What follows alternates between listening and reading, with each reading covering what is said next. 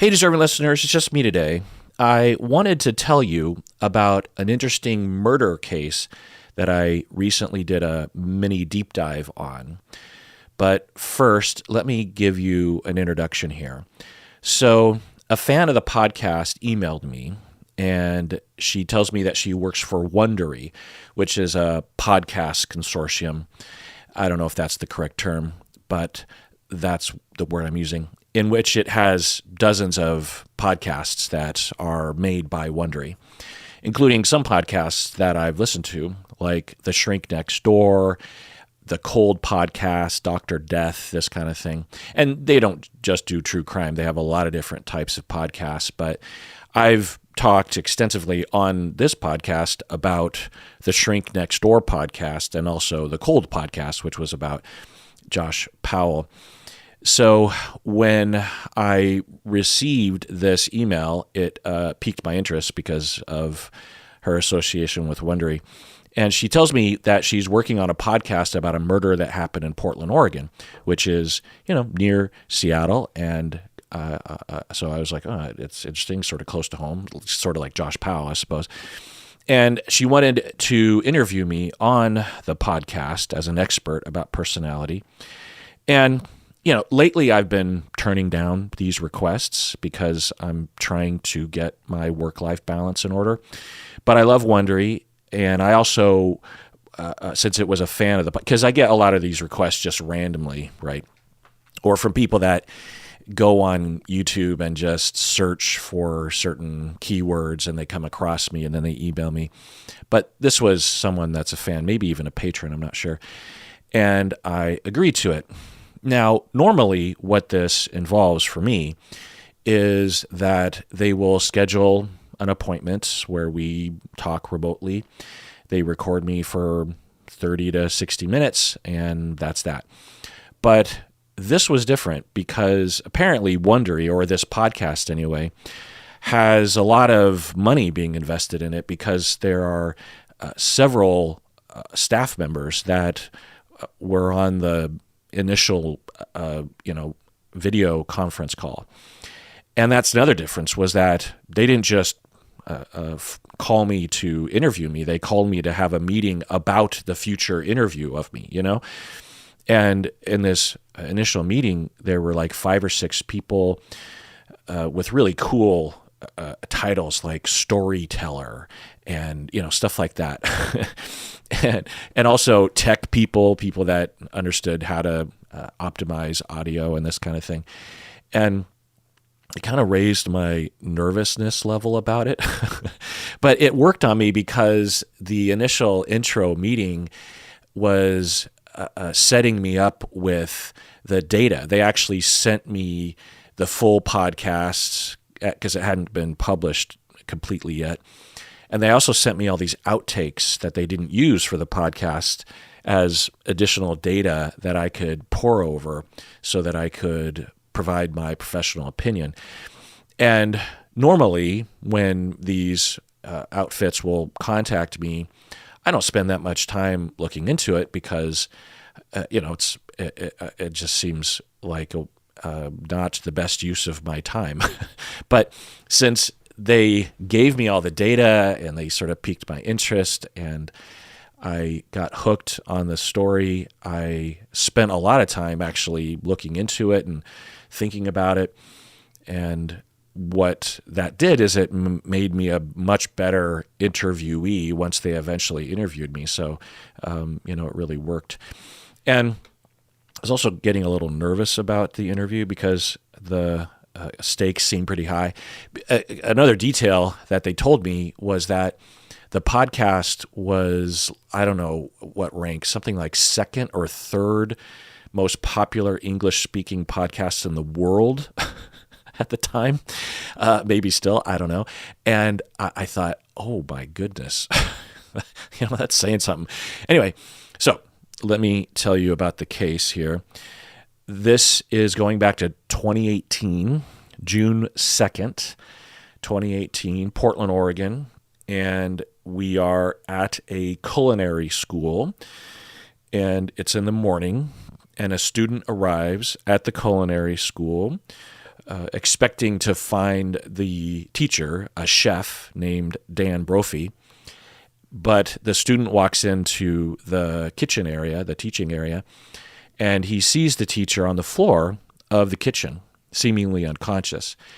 And the student initially assumes that it must be a heart attack. Dan Brophy is in his 60s, so that would be the assumption. And he starts administering CPR, I think, some sort of aid. But then he sees blood.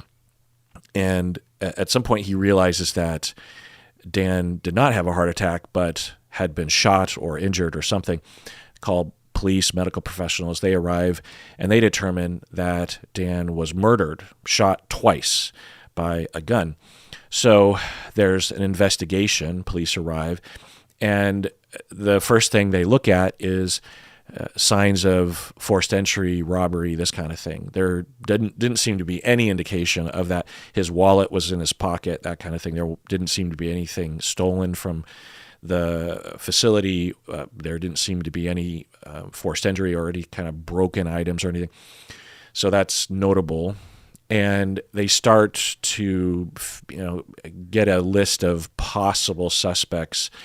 They think, well, it's downtown Portland. There are reports of people who live on the streets down there. So maybe it was someone who lives on the streets, someone who broke in there to kill, to get money, or some other reason. They also wondered if it was a disgruntled student. I think because workplace murders often are disgruntled associates, right? So that was another angle they were looking at. And they also wondered if Dan had any personal enemies, right? Like a jealous boyfriend or something. So the cops interview that day all the students as they're arriving, and the investigators note just how beloved the teacher was. The students are distraught, crying and talking about how much they appreciate this figure in the community, because apparently Dan had been known in the community in Portland for a long time. And so they investigate by talking to... It reminds me of a movie that came out a while back with Nicolas Cage. I think he plays a chef in Portland, Oregon, if I'm not mistaken. Unrelated. But anyway, the police, they interview the students. They also interview the people who live on the streets nearby. They interview the few family members that they can get a hold of, including Dan's wife, Nancy. Nancy tells them, she's very distraught, but she says that she was that morning at home walking the dogs, taking a shower, etc. And it all seemed believable. The cops determined that the murder must have happened within a particular 13-minute time frame. I think it's because they knew when Dan arrived and they knew when the student arrived, and there was a 13-minute time frame there. So it was a very limited time frame in which Dan could have been killed and shot. But the investigation hits a dead end because they can't find any enemies, personal enemies of Dan that seem viable. They can't seem to find any students that would have any sort of motivation to do that. And any sort of family member that, because Dan did have some history of estranged relationships, like with his own son, but all of those individuals could not have killed him because they weren't even nearby. They might have even been in a different state, that sort of thing. So the investigation pretty quickly is looking like they don't have any good leads, right? Well, a few days later, the wife, Nancy, she calls the investigator, the police officer, and this is recorded, by the way, and provided on the podcast. And by the way, the podcast is called Happily Never After. Happily Never After. And the recording, you hear Nancy call up the police officer, and Nancy is very casually, you're going to remember this is like 3 or 4 days after the murder. She casually asks the investigator for a statement saying that she is not a suspect because her insurance, the life insurance, Dan's life insurance, won't pay on a $40,000 life insurance policy until it's established that Nancy is not a suspect. You know what I'm saying? So Nancy's like, hey, I'm just calling. And you have to listen to this recording because it is it's particular, because she just comes across like she's calling a colleague at work about some memo that she received. It just seems really casual.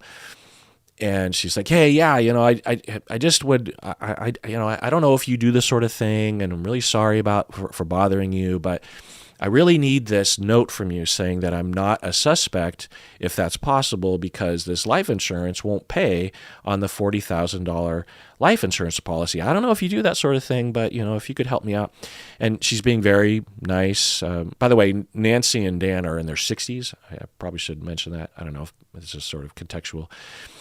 And the police officer, you hear him kind of chuckle to himself and say, well, we don't really do that sort of thing. We don't, write notes saying that someone is not a suspect, particularly this early in the investigation. And Nancy says, oh, okay, well, it was worth trying. And then, they hang up. And the investigator notes that this is very odd.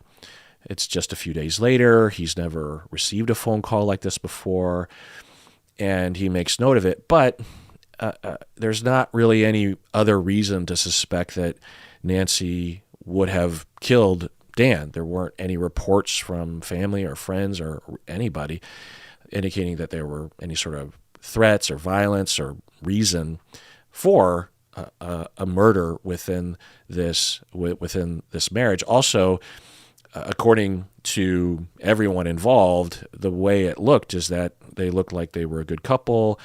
They're in their 60s. Nancy seems like a sweet old lady, quote, unquote. And it just doesn't fit the profile, or at least the stereotype of what a murderer would look like, right? So the cops continue to investigate throughout the rest of 2018, and they don't find anything useful. I'm guessing, based on what I know the story to be, that this case became, a file that was buried underneath other files because there just wasn't much to go off of, and they didn't have any leads, right? So the rest of 2018, they don't find anything useful, and then all of 2019, they also don't find anything notable, and then in 2020, the police, they are doing a number of different things over the 2 years, but one of the things that they had to help them with the investigation was there was a security camera on the outside on the street, not inside, unfortunately, but they had a security camera outside, and they would, in a very tedious way, look over all the footage to see if they could figure out who pulled up to the school and see if they could see someone going in and out during that 13-minute time frame. And they couldn't find anything notable. And the way that cops talk about it, it's very tedious, very time-consuming, just scrolling through this video footage that isn't high resolution. It's pretty low resolution, but you can make out the type of car, the color of the car. And they can also make out the drivers or the passengers, sort of. They can't really see the face, but they can see the general outline of somebody. And at some point during the investigation, one of the investigators notices that there's a van that he remembers seeing. And he says that he remembered seeing that Nancy had a very similar van. And you can't see who's driving the car. You can't really see the license plate, but it's just an interesting moment in the investigation that if that hadn't happened, then maybe they wouldn't have gone down the road that they did. So the investigator's like, oh, I think it's like a gray minivan or gray van. And the investigator's like, that's a similar van to the one I saw Nancy arrive to that morning when they where somehow Nancy was notified, she drives to the culinary school, and the police officer goes over to Nancy and sees the van, and he's putting two and two together, but it's not a strong indication of anything. But he notices his van, and then he is trying to get other security camera footage from around that neighborhood, and there's a lot of details here that's in the podcast, but he eventually finds that there are other video camera footage indicating that there was this van similar to Nancy's driving around the neighborhood seemingly several times on the same street, like driving past the culinary school a number of times. It didn't seem to make a lot of sense. And they finally, after, in this very tedious way, going over all this video camera footage, they find one camera angle from a particular storefront that you can make out the first three letters of the license plate, and you can make out the driver kind of. You can't positively identify Nancy, but the driver looks like the way Nancy would look through a low-res camera, if that makes sense. So not only is the van make and model and color similar to Nancy's, which isn't a strong indication of anything, but they actually can, see the license plate and make out the driver kind of. So at this point, and there's a lot of other details here, but at this point they arrest Nancy. They believe that they have enough information to start looking more into this. And by the way, if you've listened to the Josh Powell deep diver, about that story. Just think about how little information, how little evidence they have against Nancy at this point. And yet they arrested her. The prosecutor authorized the arrest of Nancy. Whereas in Utah with Josh Powell, in my estimation, there was 50 times more data, more evidence, circumstantially pointing at Josh as a potential, person involved in the disappearance or the murder, potential murder of Susan Powell, and yet they never arrested Josh, not even after weeks went by. So it's just another indication that maybe there was something weird going on with that Utah prosecutor, that now they have a lot of blood on their hands, considering that the two boys are dead. The person responsible for killing those kids is Josh, but you just have to wonder. But also in this case, there's a body. Dan's body is there. There's there's the body, and it's murder. Clearly, someone shot him twice. Whereas with Susan Powell, there's no body, so it's a factor. But I don't know. It just seems like, come on. All right, let's take a break. We get back, I will talk about what they discovered. All right, we're back from the break. So again, you have Dan Brophy, this chef, very well-known, very accomplished chef, who is a teacher in a culinary school, having been murdered by 2 gunshot wounds in his culinary school. And they have now arrested the wife based on the evidence that they have showing that she was in that neighborhood, driving around that neighborhood in her van. And her story upon being interviewed the morning of the murder was that she was not down there. In fact, she said she was at home. So that and some other details, they're like, okay, let's arrest her and let's start looking into this. So they discover at some point along the way that she not only had that one life insurance policy on Dan for $40,000, but she had 10 life insurance policies on Dan, with her as the beneficiary, amounting to $1.4 million. So that's one detail, circumstantial. Certainly a lot of people have life insurance policies. I don't know about 10, but,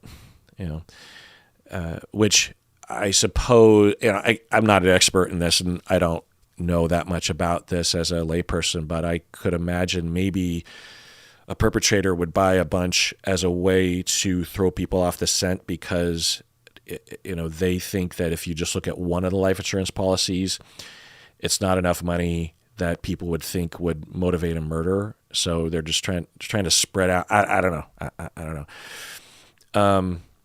Also, another detail that they find is that Nancy had recently bought gun parts. And so I have to claim a little bit of ignorance here because in the reporting, both on the podcast Happily Never After and also on a lot of online news sources, I couldn't figure out if there was one gun or two guns.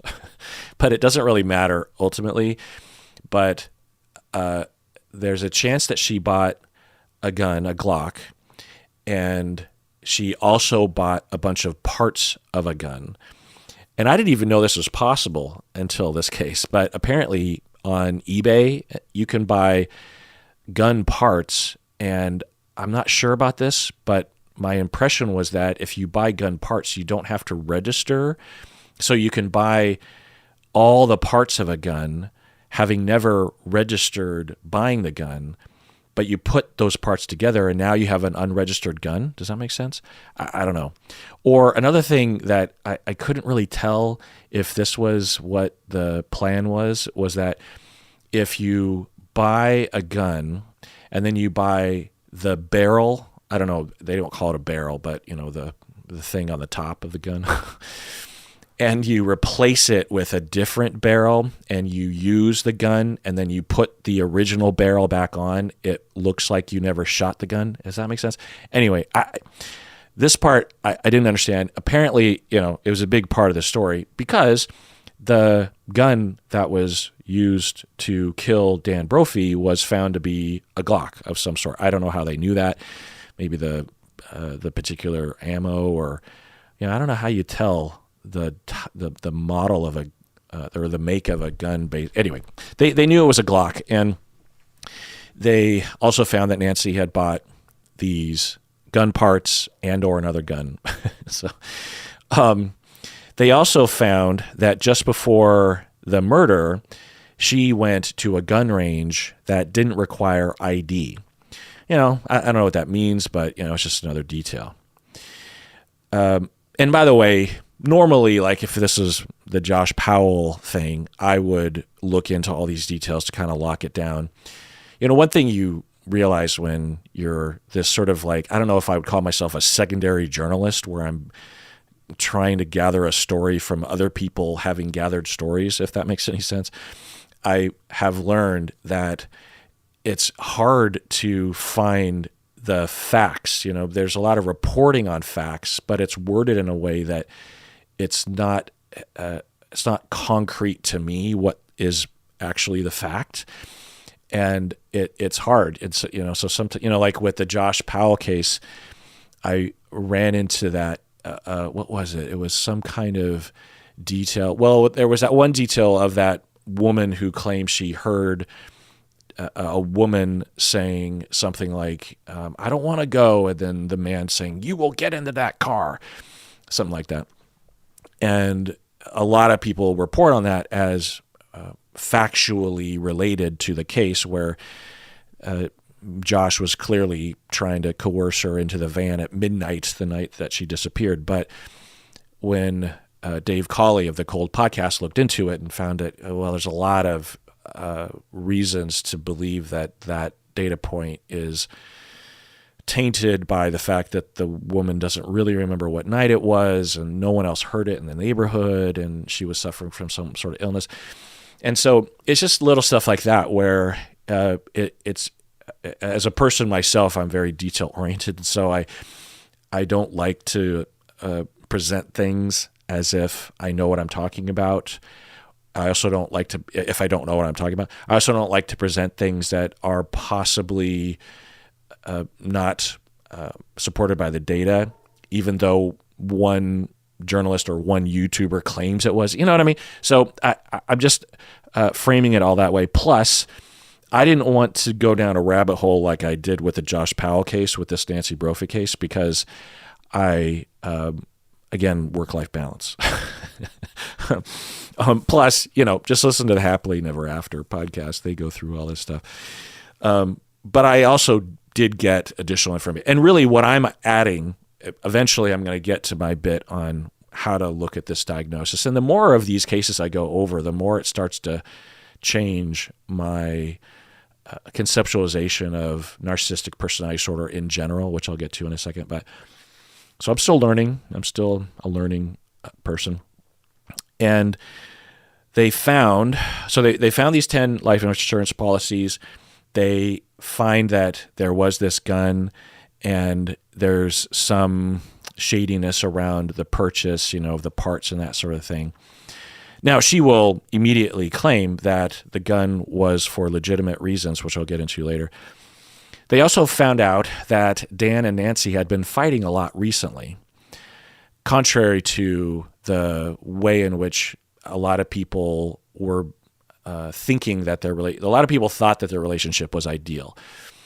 And Nancy would often talk about their relationship as if it was ideal, but there was seemingly some pretty strong evidence that they were fighting a lot behind the scenes. And they were struggling financially, which is one of the things that they fought a lot about. I haven't talked about her career yet, which I'll get to in a second. This is, arguably one of the main kind of taglines of the story, is that she's an author. Later in life, she decided that she wanted to become an author, and she started writing fictional novels. And they were romance novels, and they were in a particular they had a particular theme, which I'll get to later. And she was not making much money, or maybe not making any money, maybe even losing money at being an author. I don't know the exact finances, but at the very least, she wasn't making very much. And he was a very prestigious chef and had been for a long time, but he wasn't that interested in making a lot of money and having prestigious jobs. So he would have a career. He built his career around what he liked to do, which didn't have anything to do with fanciness and money and prestige. He liked his life. And she wanted him to get a job at a fancy restaurant, get paid more, this kind of thing, but he didn't want to do that. Also, another detail along these lines is that because they were having trouble even just paying their mortgage, it was their finances. This is reminiscent of the Josh and Susan Powell situation, right? That the money situation was, was looking pretty dire, such that Dan asked a friend if he could work for her in her restaurant. And the friend was like, well, Dan, you're way overqualified for this cook position. You working for me, it doesn't make any sense. I wouldn't be paying you that much, and this would be way below your pay grade. And Dan was like, it doesn't matter. I need a job. I need this extra money. And so Dan was working this second job. I don't know if it was part-time or full-time, but he was working this second job at a job way below his station. And the friend noticed that in the recent weeks leading up to his murder that he was often in a really foul mood. Reportedly, he could be in a pretty nasty, foul mood, not often, but sometimes. He had a dark side to himself. I think he went through some shit growing up. And he could be quite caustic with people. And the friend said that he was in a bad mood, and one day he actually snapped at her. And this was notable to the friend because that doesn't normally happen. And so the friend tried to talk with Dan about it, but Dan is a very, very quiet person.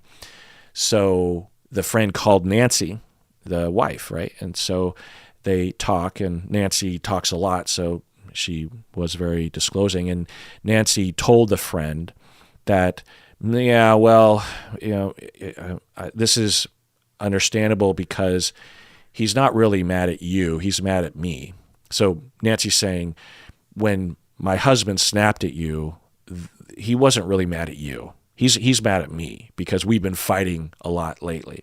I find this is an interesting detail, which provides some nuance that I can get to later.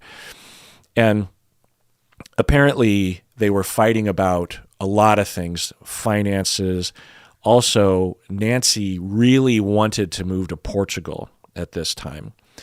She really wanted to sell the house, and she really wanted to get out of Portland, and she really wanted him, Dan, to shed his lifestyle. He had a very comfy life, his house. He had chickens, and he had all of these things that he involved himself with hobby-wise that Nancy was really trying to get him to discard. And they were fighting and fighting and fighting and fighting about that. Now, I'm sure there are a lot of details and nuances to this conflict, but we'll never know because Dan has died and Nancy is not likely to come forward about this.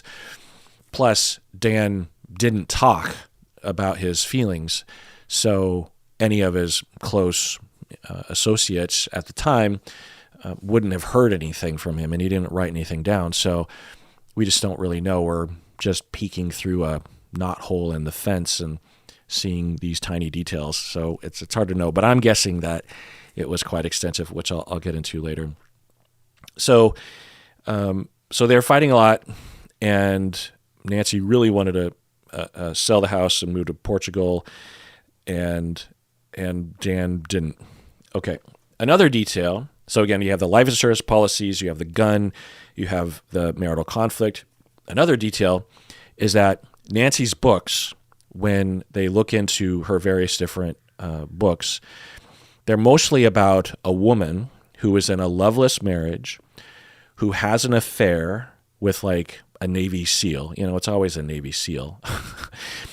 And the woman wants to get out of her marriage, but her husband is this tyrant, and so she kills the husband with a gun and then runs off with the Navy SEAL and happily ever after.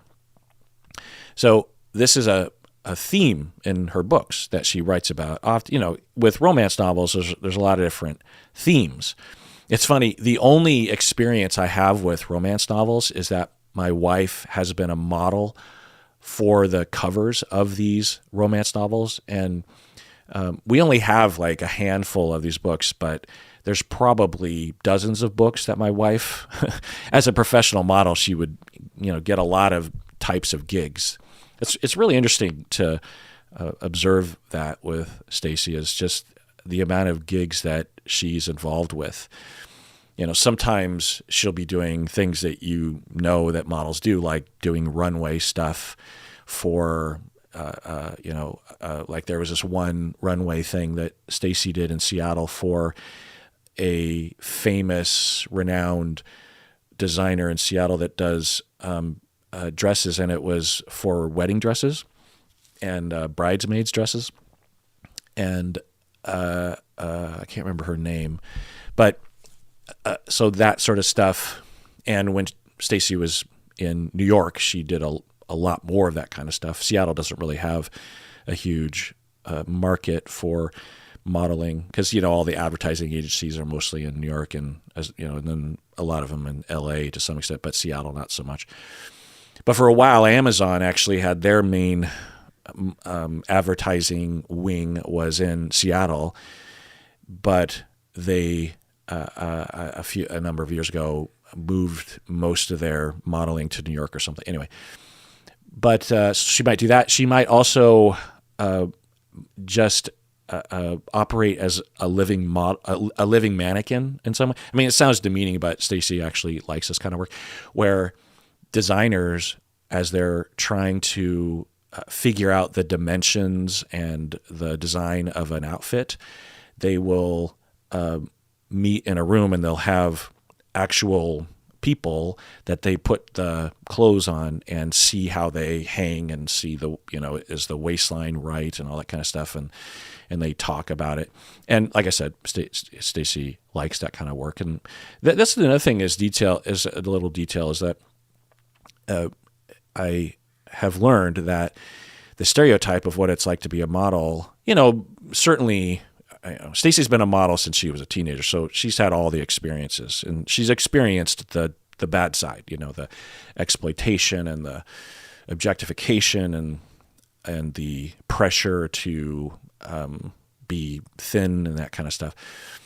But 99.9% of her experiences, according to her, have been neutral or positive. It's a fun atmosphere. It's a creative atmosphere. It's interesting to do. You get paid a lot for a relatively easy time at it. Now, I will say that Stacy has asked me to model at times, not model, but when she started to get into photography, she would practice on me, and I would be, quote unquote, modeling for about 4.5 minutes, and I'd be going out of my mind. Be like, are we done yet? I can't stand just standing here and doing this, holding this position or trying to smile under these conditions. And she'd be like, I haven't even set up the lighting yet. You're in this for a while. She's like, when I do this, I'll do it for 10 hours straight, and the skill level of having to keep a good attitude and to, because, if you're internally just being tortured, you can't conjure the facial expression that they are often looking for, unless they're looking for a tortured, bored individual, which is not usually the case. But anyway, so one of the gigs that she had was these romance novels, and we have copies of them, and I'll sort of flip through them a little bit, and that's the only contact I've ever had with these. But apparently, romance novels run the gamut. There's a lot of different types, but her type was in a loveless marriage, kill the husband, run off with a Navy SEAL. It's just kind of notable given the allegation that she murdered her husband. And now, there wasn't any evidence that she had a Navy SEAL on the side, but there was evidence that she might have wanted to kill him, get the insurance money, sell the house, finally move to Portugal and live happily ever after. So another detail that is, and so this detail is the main detail that is discussed. If there's a short paragraph that's written about this case, this is the detail that they always bring up, which is that she wrote an essay that was purportedly satirical a number of years before Dan died, titled "How to Murder Your Husband." And it details how you would murder your husband. And that's the tagline of this story, right? You have this romance novelist who writes this piece called "How to Murder Your Husband," and then allegedly murders her husband. She's just like right out there in the open with it. But more on that later. Also, the investigators find on her computer that she was researching a number of suspicious things, like how to live alone as an expat, how to murder. She was searching information about body decomposition and how long it takes for a body to decompose. But she would say, and I think it's legit, that this is research for her books, especially the body decomposition thing, because that wouldn't, well, unless she was trying to figure out what to do, maybe murder him at home and then bury him somewhere, who knows. But it's hard to know if that's related, but very well could be. Also, how to live alone as an expat, that could be a result of her searching while she was not considering murder, but considering divorce, So, it's just hard to know. But it was details that you bring up as an investigator. And, of course, another major detail, if not the major detail, is that her alibi was that she was at home the whole time of that morning, when, in fact, they found video of her driving around that neighborhood. Okay. So let's take a break. When we get back, let's go to the trial.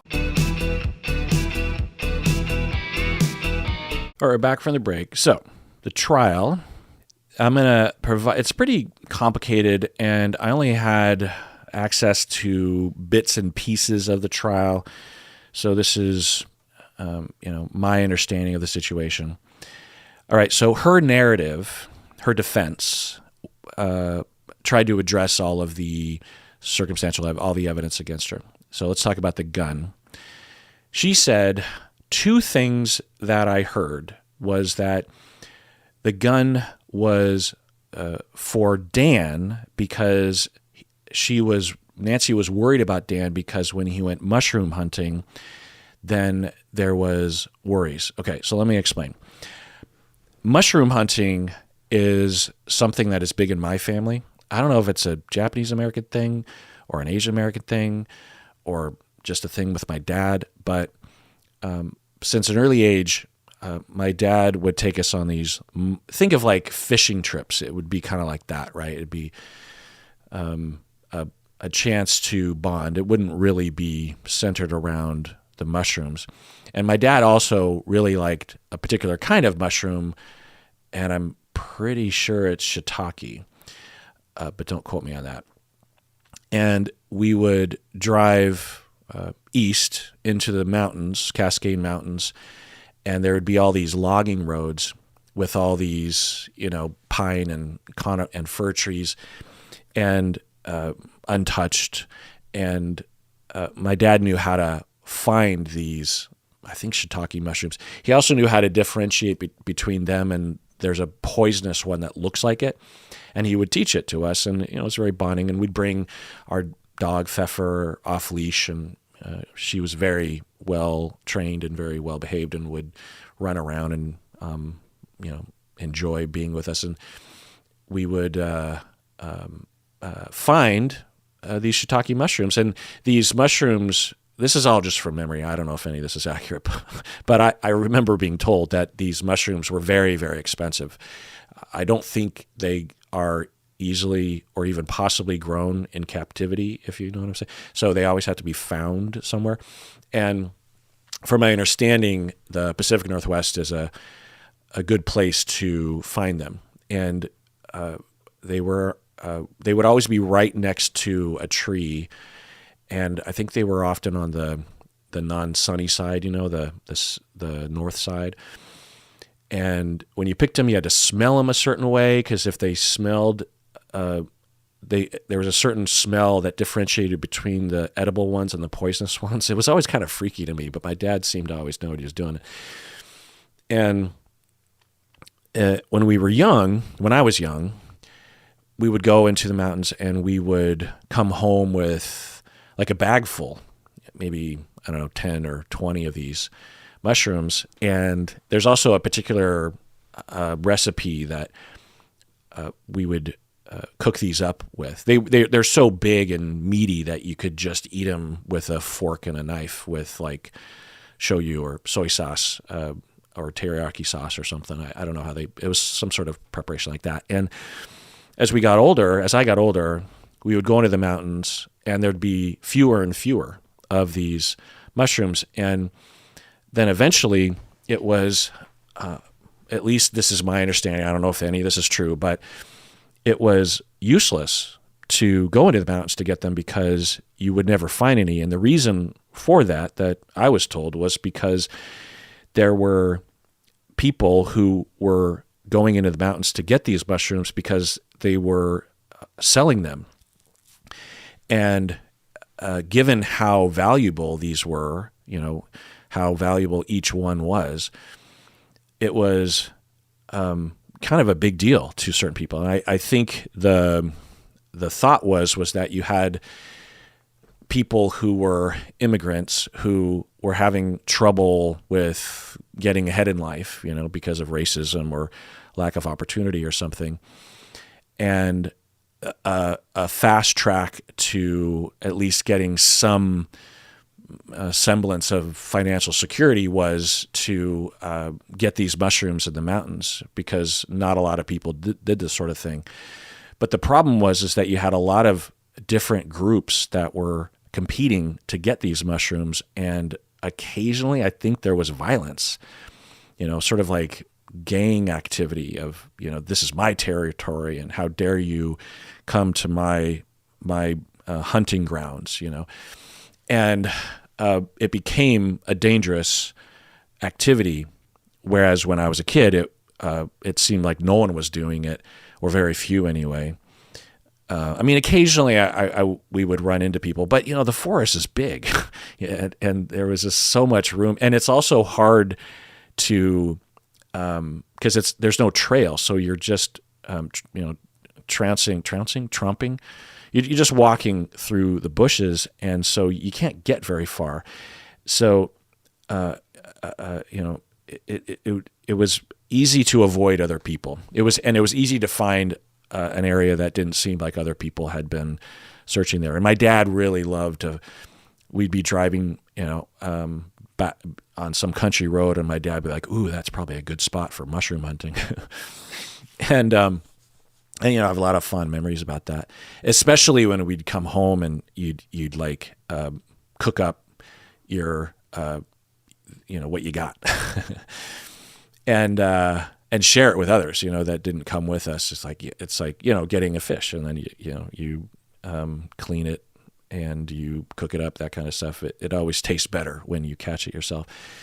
And so so what Nancy reported was that, and I think another friend or something, that Dan would go mushroom hunting, and had once they were up there and they heard some noise nearby, and it freaked him out. And I think it was based on this premise that there are gangs or groups that are protective of their hunting grounds and might harm you if you are in their territory. And so they were in the woods once, Dan and a friend, and they heard what sounded like maybe someone moving through the bushes, stalking them or something, and it freaked them out. And so Nancy says that she bought Dan a gun, the Glock, so that he could protect himself in the woods. Other people would say that doesn't make any sense because Dan hated guns and would never resort to that, that sort of thing. But this is Nancy's story. The other story, in addition to this that she had, was that she bought the gun and the gun parts for research for her book because she had a character that she wanted to buy a gun kit online or something like that. Now, during the trial, the defense brought a bunch of her author friends. She was a part of an author support group in Portland, and there's a lot of data from these friends because they knew her pretty well. And they would testify on the stand that they all, as writers, particularly of this genre, would buy things that would be very strange to the outside world. Like one woman said that she bought a chastity belt, as for research for a book. She didn't buy a chastity belt because she wanted to wear a chastity belt. She bought a chastity belt because she wanted to research for the book. And it's totally normal for authors to buy gun parts or other kinds of implements, or to search for how long it takes for a body to decompose. It's just part of the research of writing these kinds of books. But the prosecutor would have a rebuttal to this that, okay, sure, yeah, that's normal. But the authors who were testifying that they bought these things, these authors were actually making money from their books. Whereas Nancy was not enough to justify spending as much as she was spending on these guns and the gun parts. You know what I mean? It's like, how is that possible if you're basically a hobbyist as a writer? It doesn't seem likely that you would invest all that money into a minor detail that you could just make up or work around in your book, especially since no one's buying your book or that kind of stuff. But anyway, that was the defense. Also, I don't know if I've said this yet, but I'll say it now, which is that essay that Nancy wrote, How to Murder Your Husband, the judge did not allow this in the trial. And some people think, well, that doesn't seem right. But I agree with this because it's totally normal for an author to write things like this. And if we allow all authors, or really anyone who authors anything fictional, to be on trial, and as part of the data against them is cherry-picked passages, you say you have an innocent person who is being charged with murder of their partner, and they're a fictional writer, and they've written thousands and thousands of pages of stories. And if you cherry pick a few different scenes that seem to emulate the supposed narrative that the prosecutor is putting forth, then that will have too much effect on the jury, and it won't be fair. And I completely agree with this, because it looks bad that you have her write this essay, How to Murder Your Husband, but if you're an author in this genre, then you're going to have a lot of things like that. So, but it also is interesting because, well, I'll get to that more later. All right. So another part of her narrative was trying to address the life insurance policies. And I heard bits and pieces from her defense and she took the stand, by the way, which I'll get to later. But I couldn't understand what the defense was, but essentially I think what she was claiming was that it was hard to find good deals on life insurance policies. And so whenever a good deal came up, she would buy a little bit more life insurance because the good deal came up. And that's what explains why she had 10 different policies. Because I think the implication was that she was trying to throw people off the scent by having several different life insurance policies. I don't know. It's hard for me to understand that whole storyline, but there was some kind of deal with that in the trial. Also, now, here's the main thing with the trial is the story that she was not there at the culinary school, her claim that she was at home when they have this video showing that she was downtown. And she would admit that that is her, which I think is, I don't know the wisdom of that, but there, from my understanding of how you can defend yourself against these claims, one of the things you can do as a suspect is just not say anything. You don't confirm or deny that it was you in the van that is in the video.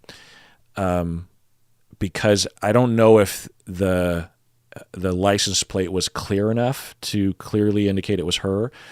Plus, even if it was her van, it could have been someone else driving the van because the video wasn't clear that it was her. It had the body shape of someone like her, but you couldn't positively identify it was her, that kind of thing. And I think one of the ways you can get away with these kinds of murders is you just leave enough of potential reasonable doubt, such as maybe it wasn't even her. The prosecution didn't even positively identify, and you just avoid answering those kinds of questions. But apparently pretty early on when she was presented with the video, I think this is before she was arrested, she agreed that it was her. She's like, oh, that must be me. And she claimed that she didn't remember when she was presented with the video. She was like, she would claim that it was terrifying to her that she didn't remember. She was like, oh my God, yeah, that is me. What am I doing down there? I don't remember that. What's happening? And that was what she said initially. So on the stand and the narrative that the defense was trying to put forth was that she had forgot. And so she agrees that she was down there, but she says she forgot, and she says she knows that she didn't murder him, even though she forgot what she did that morning. It's a terrible defense. And let me go into detail here. So on the stand, and the defense attorney would also lay out this narrative, is that she had what she called, which is a memory hole, she says, that when she was asked upon arriving at the culinary school by the investigator what she was doing that morning, she said that she had a memory hole. And I don't know exactly how she presented her story, but I think by implication or even explicitly, she said that she just figured she was at home walking the dogs and taking a shower because that's what she always does. Or she did that earlier in the morning and didn't remember a couple hours of time, the time that she had driven downtown and had been in the area. And so she says that she had a memory hole, which what we would call that is retrograde amnesia, which I'll get to in a second. So that's one story, is that due to psychological trauma, upon learning of her husband's death, she had erased a whole segment of her memory, which I'll get to in a second. There's a lot to go into there. The second thing that she said, and I don't know if this was officially what she was supposed to be. There's all these questions as to how well she was prepared by the defense attorney, and also whether or not she was going off script while she was testifying. I mean, she definitely was going off script, which I'll get to later. But at any rate, she had another story along the lines of why she had a different story that morning, which is that she says that, look, it was a very mundane and boring morning for me, just like all the other, or many of the other mornings that I have, where you just wake up and you do your morning routine. And I would do basically the same thing every morning, and therefore it's very forgettable. People don't tend to remember normal, boring routine things, right? Like if you think back to the last month, for us right now, if we think back to the last month, the only things you're likely to remember in terms of specific events are the notable things, like the things that broke from the norm. Whereas if you, if you wake up in the morning and you tend to do the same things, you won't remember those details. Anyway, you know what I'm saying. So that was another thing that she was claiming, was that when she was asked what she did that morning, she had forgotten what she had done because it was so forgettable as a morning. So I think what she's saying there is that it was a normal part of her life to drive around downtown, very close to the culinary school. And therefore, when asked later that day what she did, she didn't remember that detail because it's so boring and routine. I don't know. It doesn't make a lot of sense, but that was what she said. The third narrative that she laid out on the stand was that she will, as a part of her writing technique, she will drive around in her car and brainstorm writing things. If she has writer's block or whatever, she says that it's part of her creative process to drive around aimlessly. And when she does that, she will have moments that she will forget or not notice what she's doing. Like the way that when you're driving to work and your very normal commute, and most of us have this experience where you drive 5 miles and then you suddenly realize that you don't have a single memory of having driven those 5 miles because you've been daydreaming or listening to a podcast or something. And yet somehow you manage to stay in the lane and take the right turns and that kind of stuff. Typically it's just like freeway driving where you're just, mindlessly staying in one lane and driving. And this experience, not everyone has, but I think most people have had. We point to this as a way to try to help people to understand what dissociation is like, what pathological dissociation is like, where you're operating normally and from the outside, you don't seem to be checked out or impaired in any way, and yet you're not encoding any memories.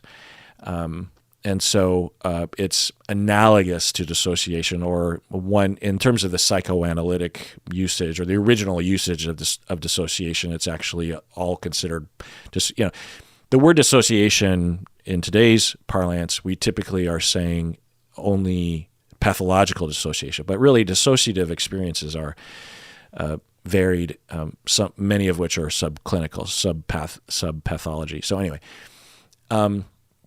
so that was another thing that she was claiming, was that she must have been downtown driving in this almost like over-concentrated trance-like state writing. And she would say that she would drive around and then she would pull over, because she just knows this because she does it so often, that she would pull over and take a few notes and then drive some more and daydream and pull over and take a few notes. And so she claims that that must have been what she was doing, but she forgot about it because she's in this trance-like state when she didn't say trance-like state, but she was driving around. So this all sounds very suspicious, right? Because if you do this, okay, fine, but you were asked that day what you had done earlier that day. It's not like you're trying to recall something that happened last month. You're trying to recall something that happened just an hour or two earlier or something, right? So there's that. Also, you would just think that those details would be remembered by you. That it's one thing to forget, like, I don't know, minute by minute what you were doing. You know, at what time did you take a shower? Well, I don't know. I at the time I knew what time it was, but I don't know exactly the time I took the shower. But having driven by the Culinary Institute that morning, even if you were in this state where you're brainstorming a book, you would think you would remember the broad strokes, right? You might not remember having specifically driven by the Culinary Institute, but you would have remembered driving through downtown Portland, right? But she claims memory hole or retrograde amnesia, in addition to these other two alibis, which also don't make sense. You can't have all three, right? You can't have a memory hole where you basically have completely erased, or, you know, I guess it would be erased those memories, because you can also have trauma that you don't encode memories. But what she's claiming is that the memories were discarded or inaccessible or something due to trauma. You can't have that and also claim that you had a mundane and forgettable morning and therefore you don't remember, and that you must have been driving around in this daze. Like all three just they're incompatible with each other. The first two could have been, or the second and the third could be compatible. You know, the mundane, forgettable morning and the driving around downtown writing. Those are compatible, but those two are not compatible with the retrograde amnesia. So let me talk about amnesia. And I'm not an expert in this area, so, you know, just consider that. But, you know, I know enough about it to say the following, which is that retrograde amnesia is a type of memory loss in which you forget from a particular point backward. And there's other types of amnesia, other types of memory loss, but I won't go into it. So the different causes of this type of memory loss are brain injury, like in a traumatic brain injury, like being hit in the head, that kind of thing. Also, if you suffer from dementia, like Alzheimer's, you can have these experiences. Also, if you have an infection in the brain, like encephalitis, this is similar to brain injury. Also, if you are using substances, particularly something like alcohol, you can have retrograde amnesia. I would imagine most people have had this experience, maybe in college when you drank too much and you were walking around talking, maybe slurring your words, but you were conscious and making decisions. And then the next day or even later that evening, you have no memory of what happened there, right? So retrograde amnesia. And the fifth cause is psychological trauma. During a trauma, the experiences might not be encoded, or we might, I mean, one way to think about it is, and there's all this science around like, neurochemicals and different centers in the brain. And we don't know precisely what's happening, but we know roughly what's happening regarding the brain science, which I won't go into. But the way to think about it is that, so if we go with her story, if we go with Nancy's story, that she was having a normal, boring morning, driving around downtown, taking a shower, walking the dogs, doing her routine. And then she's notified that her husband was murdered, and that is a massively traumatic event, right?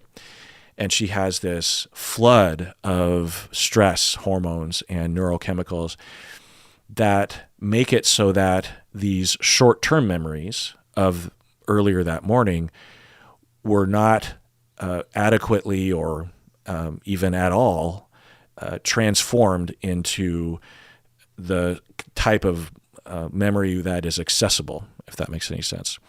Whether we want to call that long-term memory or accessible memory or something. And, this can happen to people. One story that I'll tell that I don't know if this is what happened, but it's a stark example of a possibility of this happening was I was in college and I was driving home from Apple Cup, which is a football game between UW and Wazoo. And the game that year was in Wazoo, and we're driving back, and this is, later in the fall. So the Eastern Washington is pretty snowy and cold and icy. And there's a whole line of cars that are driving down this very country road, because Washington State University is in farmland, pretty remote area, and just outside of it are all these 2-lane highways, meaning one lane going each way without much of a shoulder. You're not like on a major highway, and there's a whole bunch of cars leaving that. I guess it would be that Sunday.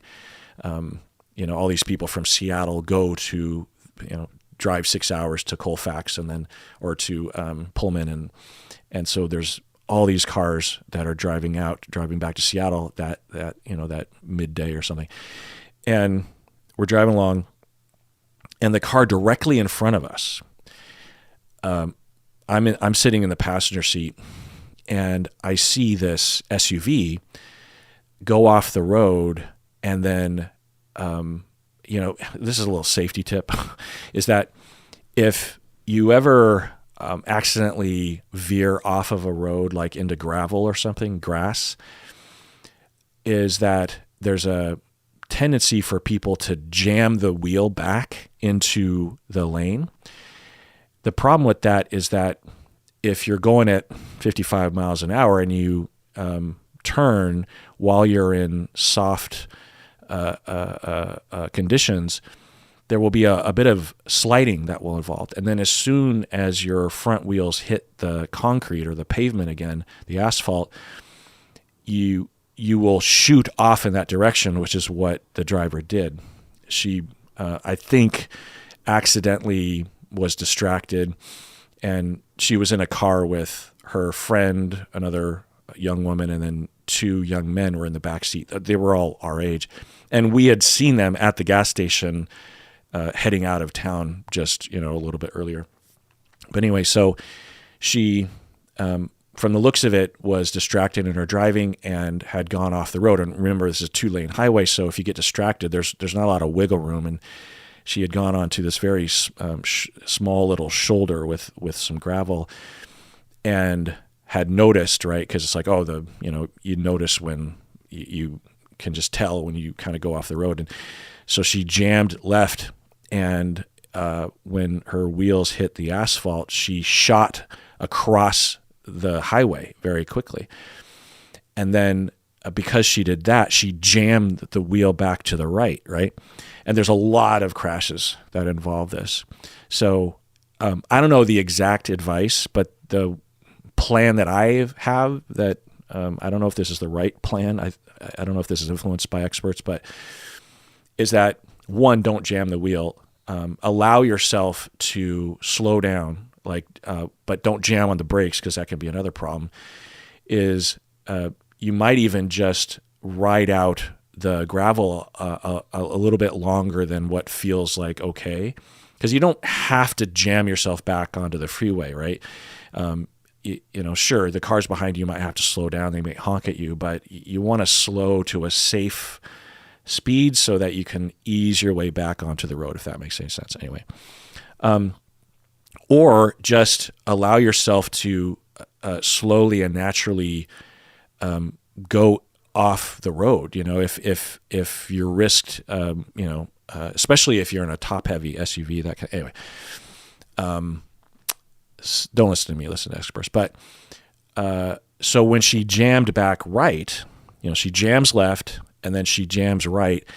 At that point, she started to roll the car, and it was rolling directly down the freeway in front of us, staying on the road. If that makes, they weren't rolling off of the road; they were rolling down the road. The direction that they were heading right in front of us. And I am in the passenger seat, and this was all happening so fast, and we're just like, whoa, whoa, whoa, whoa, whoa, whoa. I just remember saying that, and the driver, my friend, was also like, whoa, whoa, whoa. And we pull over, and everyone else pulls over behind it, because remember, there's this long caravan, sort of speak, of all these, I think UW, University of Washington students that are driving back to Seattle. And we all pull over. I remember it was kind of foggy and kind of cold, but dry. And we're sitting there, and the car had rolled to a stop and had rolled a little bit off of the road. And as it's rolling, okay, I don't know if this is interesting, but it's interesting to me that and this is also another part of memory. Like, I remember so many details about this moment that happened 30 plus years ago, because of how intense it was. How I don't know if it was traumatic for me, but it was a very intense, difficult event for me, for a number of reasons, which I'll get into in a second, that made it so that my brain encoded the memories in a much higher resolution and detail than normally. Plus, afterward, I would talk about this event with my friends that were there, because there were 2 or 3 cars of my friends, full of my friends, and so we talked. We still talk about this event, and it's possible that our memories have changed over time, of course, because that does happen. But it is much more likely that, as a collective, we remember the details accurately because of how intense it was and how often we've talked about it. I've also written about it in my journal back then anyway. So as the car is tumbling down the road, I remember noticing that the skylight was had broken. I don't know if you call it a skylight, but the sunroof, I guess you call it. I just recently got a car that has a sunroof. I don't know what a moonroof is or a sunroof. It's just, the window that's above your head in a car. I have one of those. For the very first time, my car has one of those, and so I feel like I've just never learned the language. But anyway, so it was too cold to have that open, so it must have broken in the rolling, right?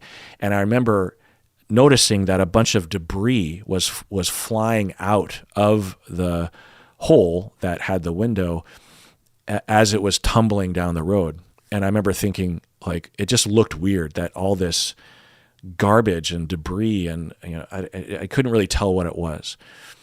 Well, at some point, we're all pulled over, and the dust is settled, and we're all bystanders, right? So we're all just frozen. And then I or someone in my car said, we should maybe try to help or something, because no one else was getting out of their cars. There's maybe 20 cars had pulled over. And so the guys in my car, we were the first to get out of the car and walk over. I think maybe because we were the car right behind them. And we're walking toward the SUV that is on its side. And I start walking through the debris field of all the glass and all the refuse that I thought had come out through the top window. But what I had seen come out the top window was one of the fellas that was in the back seat. He was coming out of that top window, didn't have his seatbelt on, apparently, in all likelihood, and playing it back through my mind, so we're walking across the street, and I see a body, and I instantly am thinking, oh, it must not have been refuse, or maybe it was a little bit of debris and refuse or garbage or something, but it was like a human being that was just being ragdolled as they were halfway out. Because that was the thing, is he was only halfway out of this sunroof as it was tumbling down the asphalt, And I come upon, and eventually he was ejected and left there on the road. And he was the first thing I had come across. And I won't go into gory details, but it was very, very gory. And it was obvious that he was dead. There was just, I won't go into details as to how I know that, but there wasn't any ambiguity about that. And my friend, actually, he took off his jacket and put it over his body because it was just so gruesome. And then we continue walking, and we arrive, me and maybe one or two other guys, we arrive at the car on its side, and the driver, so it was laying on the passenger side of the car, if that makes sense. And the woman who was driving, she climbs out of the top, right? Because her window would be at the top. And so she's climbing out. And I'll just never forget this. She lands on her feet, and she looks completely unscathed, except for her pinky looked jammed or broken. It was at a 90-degree angle off of her hand.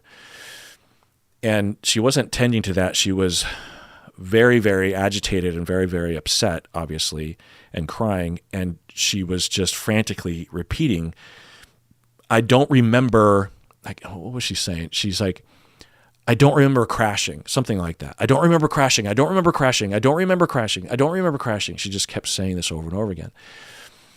And by the way, and I remember their radio was on, tuned into a radio station, and it was eerily playing some pop song at the time.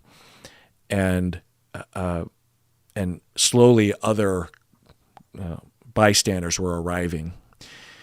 And there's this woman saying, we can kind of see into the car and see that a woman is sitting in the passenger seat who's injured. There's a man in the back, another man in the back seat who's injured. And the man in the back seat is unconscious. The woman in the passenger seat is half conscious. And everyone's like, what do we do? What do we do? Well, here's the other thing. No cell phones, because it's 1991 or something. And the next town is miles and miles away. So we don't know what to do. And this local drives by in their truck, and we stop him and we say, drive as fast as you can to the next town, next payphone, and call 911. Okay. So we do that. And then we're all sitting there. We're like, well, what do we do? And the woman in the passenger seat, seems in distress, and we can't access her. So people suggest that we push the SUV up on its wheels. I don't know if that was the best thing to do. I think it is not advised, because you don't know the state of the injuries of the individuals inside. There wasn't any danger of a fire or anything, so it wasn't an emergency to get the other passengers out of the car. If someone has like a neck injury or something, you want to, especially how much jostling is involved pushing the SUV back up. But anyway, people suggested that, and so we put the SUV on its wheels. At that point, we could access the woman in the passenger seat and the guy in the back seat, and it was clear that the guy in the back seat was also deceased. And the woman in the passenger seat, I'll just never remember, I had eye contact with her, and I'll spare the gory there wasn't as many gory details with her, but she was, severely injured, seemed mostly or somewhat conscious, and in a very distressed emotional state, and looking at me, eye contact. And I just remember her, the vibe I was getting from her was that she was scared and she knew just how injured she was. The driver pretty quickly, I think, realized that her friends were very, very injured, and she was not. And I don't know, but I think she pretty quickly might have realized that. My guess is that when the car was on its side, she turned around and she saw her friend that was very injured. She saw the guy in the back seat and knew that he was either very injured or dead. She couldn't see the other guy because the other guy had gone out through the roof. So, she didn't know what happened to him. But I think she got out of the car. I think it was so traumatic, the event, that she had forgotten what had happened. I don't know that, but at least temporarily, she did not remember having gone off the road and crashed. Now, maybe there was substances involved. I don't know, but I always think about this as an example of retrograde amnesia due to psychological trauma. Now, she could have also had a head injury, but it didn't look like it. And that's, the nature of these kinds of psychological events is that, we don't have a concrete way of figuring out what happened. She also could have been lying, right? She could have been like trying to have an alibi, like, it wasn't me. I didn't know what happened. It's not my fault, Who knows? But the way it looked to me was that it was such a traumatic event for her that directly afterwards, she's thinking, how did I end up on my side? What am I obviously just got in a crash and I'm driving. What happened? But because of the trauma, she had erased the previous 10 seconds or 5. It might have even been 7 seconds, or, pretty quick event. Off the road, jam left, and then, oh my God, I'm shooting across the highway, jam right, boom, roll off the road and stop. Yeah, I don't know how long that takes, but it's not very long. And anyway, so she couldn't remember. She's claiming, I don't remember what happened. I don't remember crashing. I don't remember crashing. Okay, so that's, legit psychological trauma-related retrograde amnesia. There are other events that, of course, we can point to, like if one is raped, people can forget that, or if one is physically abused or assaulted, or there could be war-related retrograde amnesia, or if you have a loved one that has a heart attack, or even if you are going into surgery or something and you're not on, a compound or a drug that is causing any sort of memory loss, you can also have memory loss due to the trauma.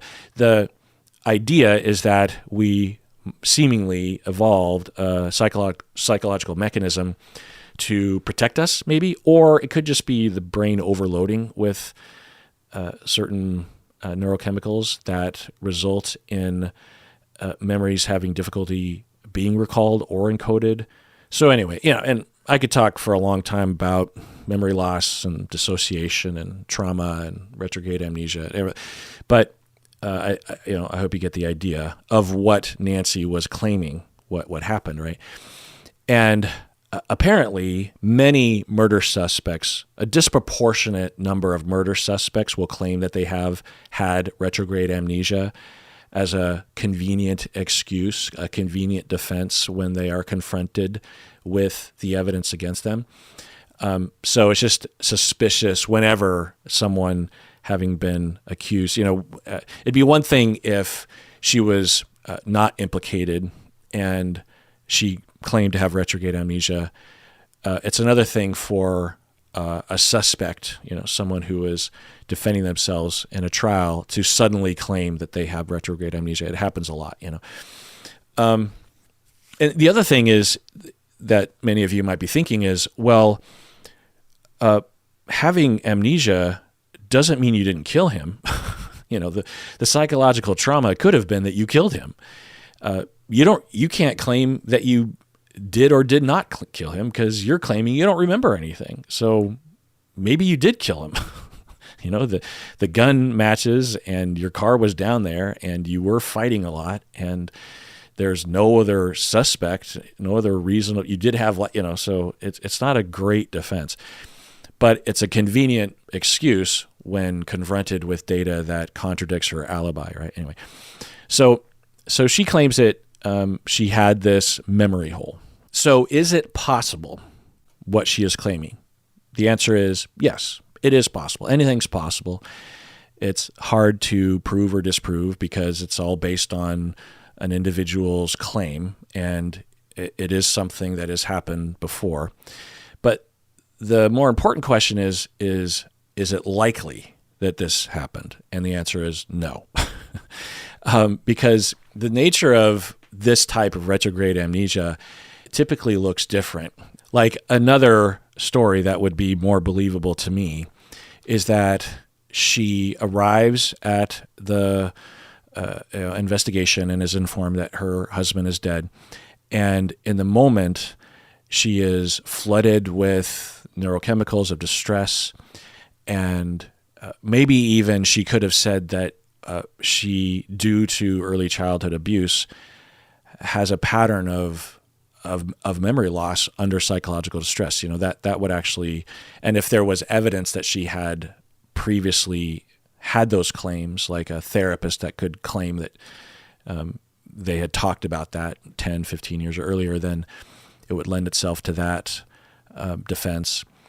But typically what happens is that over time, people will start remembering bits and pieces. They might not remember the whole thing, but they'll remember little bits and pieces, like, oh yeah, I do, something will jog their memory, or once they're out of the major traumatic distress of the moment, the entire memory will come back, that kind of thing. So it's not very common for someone to, also another more likely situation would be that the individual would forget having been questioned by the police, but would remember what happened that morning, because if you think about the traumatic event, it's upon being informed of the husband dying, and possibly, I don't know if she viewed the body or anything, but the trauma begins when she's informed. Now, can you, as a result of that trauma, forget the previous hours? Yes, but it's much more common for people to report, well, yeah, I remember everything up to the moment that I was informed of his death, and I don't remember any of that. I remember the first memory I have is that afternoon, and I'm, my friend is hugging me, and I'm crying. But I don't remember who told me that he died. I don't remember the police officer asking me those questions. Now, later, people typically, with full-blown retrograde amnesia, will, having their memory jog, will go, oh, yeah. I have a picture in my mind of sitting on the curb while the police officer was asking me those questions. And I do remember that detail because I have a picture. It's sort of foggy, but I have a picture of that in my mind. And once they're informed, oh, well, I was the one that called you to tell you that your husband had been killed. And the individual would say, oh, yeah. I remember that one detail, but I don't remember 90% of what happened. What happened? That's way more common than someone claiming that they don't remember anything from the entire morning. They don't, and they remember everything about being questioned, but they don't remember any. They don't remember any of the before stuff, but they remember all the during stuff. So it's just not. It's not a typical situation. Can it happen? Yeah, like I said. Now, a much better story that she could have said, one that I think could have tipped the scales with at least one of the jurors so that they couldn't go beyond a reasonable doubt, was that she is having a normal morning. And, this is in this world, she did kill Dan, but she's smart enough to know how to get out of this detail.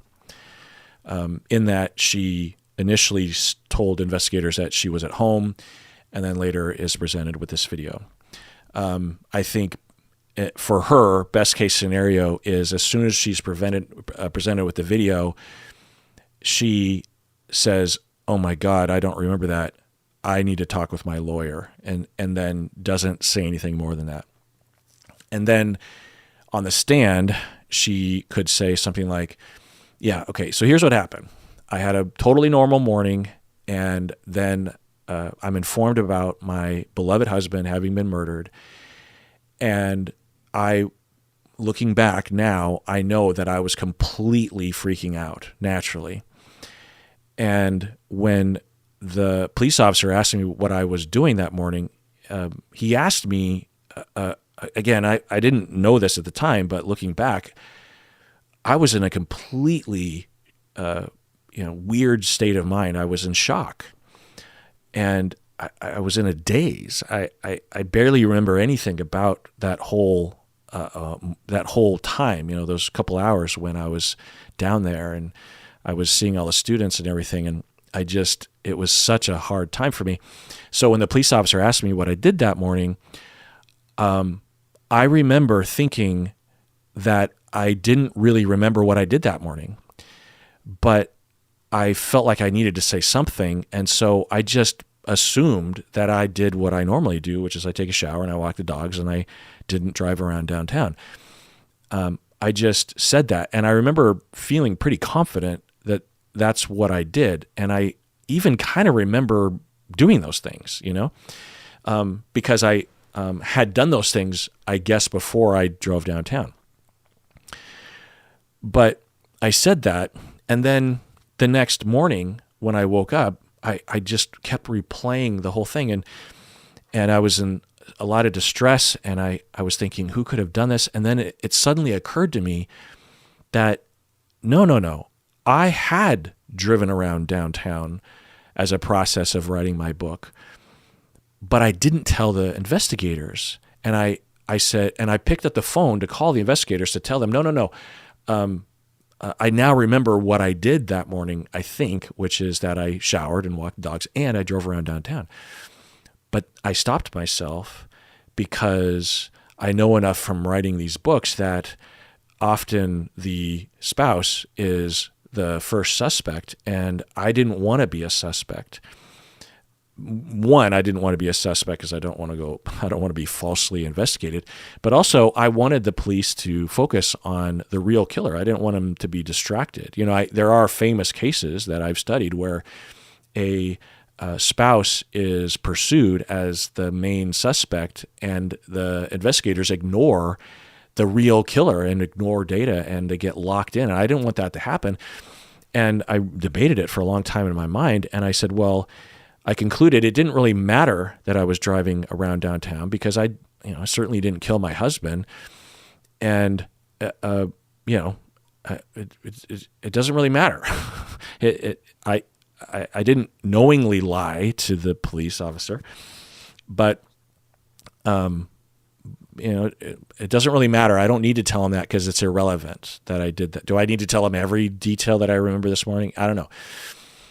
And it was stupid. Looking back, I should have called the police and said that I did at that point remember driving downtown, but I was freaking out. I didn't know what to do. I didn't even want to tell anyone because I didn't want to drag anyone into my situation. And so I just said, I'm just not going to say anything. Then when you presented the video of me driving around, I had to some extent, I'd kind of pushed that out of my mind because it was hard to deal with, but I did basically remember it, and I became so freaked out that I asked for my lawyer, and I, so that's the story, Okay, so end of role play. To me, as a juror, that would have given me at least a little bit more reason to not consider this beyond a reasonable doubt that she had murdered her husband. But what she did on the stand was present those three different cases. She was also pretty combative with the prosecutor, with the attorneys for the prosecution. And her story didn't make a lot of sense in terms of the psychological reality of that sort of amnesia. Okay, so I want to talk about another case of retrograde amnesia that I experienced clinically with a client that I worked with for many, many years, maybe 15 years. And one of the many things that we talked about in the course of treatment was that she didn't remember a single event prior to the age of something like 12 years old or 10 years old or something. And like nothing. She had siblings who, one was older, one was younger, and they remembered all sorts of details about, those previous years. And it was really typified by the fact that the family had lived in a particular house earlier in her life and then had moved to another house, another place that they lived, and before she turned 10 years old or whatever. And so she doesn't remember a single thing about that first house, whereas her younger sibling does remember a fair amount about that previous house. It's one thing to not remember like a lot of details. It's something like look at a picture of the exterior and interior of that home, and it just looks like a foreign place to you. So I don't remember anything. That's pretty unusual.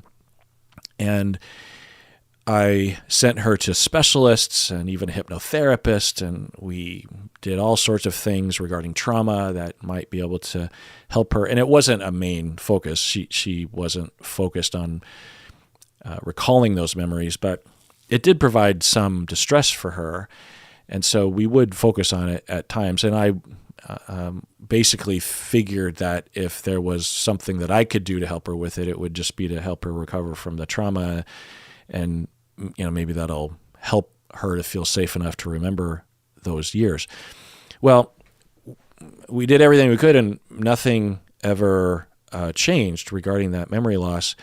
And the speculation that I had was that because she did have enough memory post 10 or so years old that and enough other stories from other people, mainly her siblings, to piece together what her life was like prior to that memory loss. And her role in the family was to placate her father. And her father was suffered from alcoholism, and at times would become violent and very threatening. And it was her job at the age of 10 and prior that she would hang out with him and get him to calm down. Just imagine that. Just imagine how scary that would be. And figuring that she was likely doing that prior to the memory loss, the conclusion is that she likely, due to trauma, had retrograde amnesia at a certain point. Maybe if we asked her when she was 13, she would remember some things prior to 10, or maybe not. Maybe at 13, she had just completely erased all of those memories because of how difficult those memories were for her. That does happen. That's a kind of a severe case.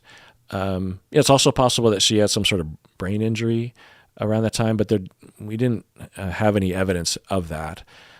It seemed to me quite likely that it was such a difficult time because her mom didn't protect her from the dad, right? She, as this child, was the main companion to her father's threats and violence and danger. The mom would check out. So just imagine how stressful that would be. And that could lead to either a retrograde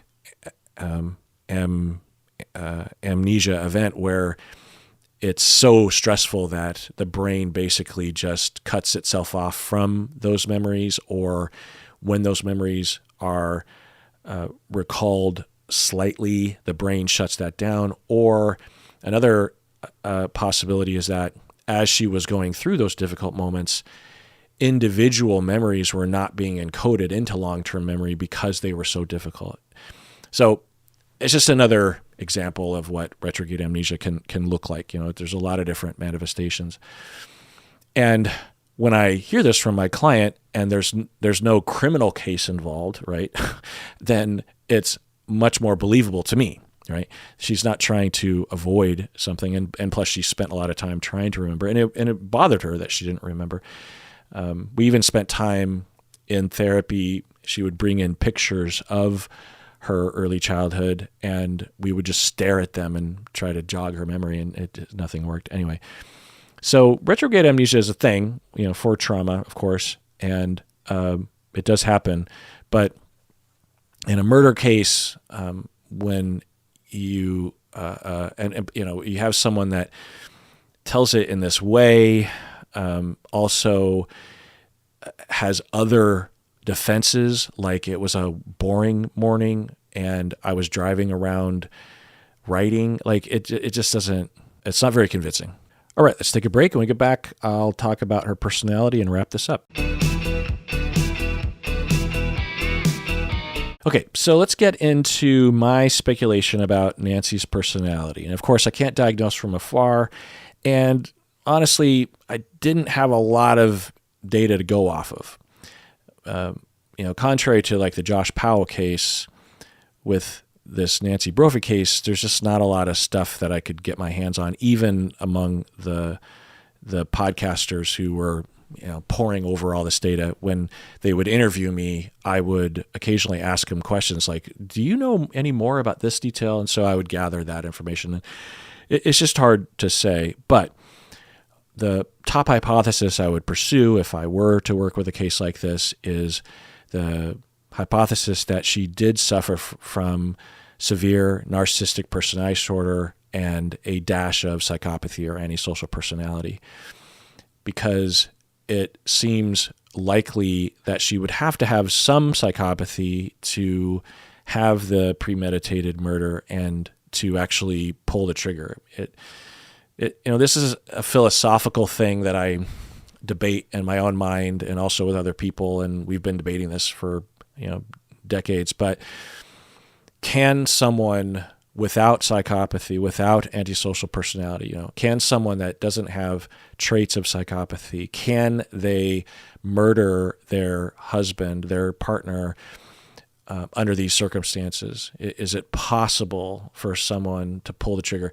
And a lot of experts, including myself, will say yes, anybody can kill. The assumption that someone that kills has to have something different about their empathy ability is not always coherent. And we often will have that assumption because it's more comforting, right?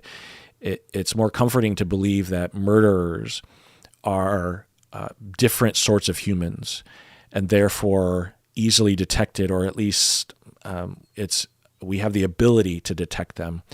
But behavior it's just not that simple. But I think that it's quite likely that she did have minor to moderate psychopathy. I'm not saying severe psychopathy because she doesn't have any of the signs of a severe psychopath, which I've gone over in other deep dives. But the typical profile of a severe psychopath is a chronic con artist who is exploiting everyone around them, right?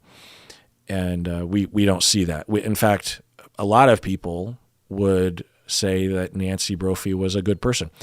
Recall what I said earlier when the friend called up Nancy saying, hey, Dan snapped at me and he seems upset. I don't know what's going on. Nancy, without seeming any sort of reason to do this, said something very reassuring to this woman and kind of threw herself. Nancy throws herself under the bus by saying, oh no, Dan was snapping at you, but really he's mad at me. So a psychopath would not do that sort of thing, because the typical psychopath, even, sort of mid-range psychopath, if there's any possibility that they can work the narrative in their favor, they'll do it, even when it doesn't make any sense for them to do so. So it just doesn't sound psychopathic, doesn't fit the profile. Plus, the fact that she had all these friends and people who would claim that she was a very nice person and that she was very helpful and supportive, it just doesn't jive with the psychopath. Jive or jibe? I never know which one. So another one that I don't know is like down the pike or turnpike. I don't know. Anyway. But I think that it's a strong hypothesis that she did suffer from severe narcissistic personality disorder.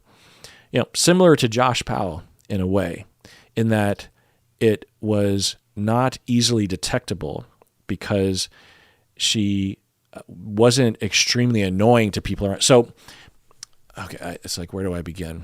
Well, let me just go over what I have in my notes. So the data that we have in the direction of mild psychopathy and severe narcissistic personality disorder, and it's a particular kind of narcissistic personality disorder as well. But her friends would say that she talked a lot, that she was a talker. In fact, on the stand, she would say that she's a chatterer, like not a chatterer, but a chatter, meaning that she talked a lot. And also friends would say that she had a lot of confidence. And also on the stand, she exhibited that she had a lot of confidence. And when she was in prison during the trial, they record all of her phone calls that she makes out of detention. And on those phone calls, the police officers would review those calls and would say that compared to other people in her situation that they have worked with, she exhibited a lot of confidence that she was going to get away with it, that she was going to win the trial. And she just seemed so casual and so confident. Also taking the stand, just doing that to begin with, right? That's a very scary situation. And she just, when she was on the stand, she didn't seem to watch her phrasing or her words. She went off topic. She went down rabbit holes. She said more than what she probably should say. And it just seemed like she believed she had it in the bag. Another detail is that people would say that she was likable. So when it comes to narcissistic personality disorder, it is this could be two different things. One is that she was likable in the outside world. So I had a client once with full-blown narcissistic personality disorder, and people around him not only believed that he was likable and a good guy, but they thought he was one of the best human beings that have ever lived. They particularly people that were not super close to him.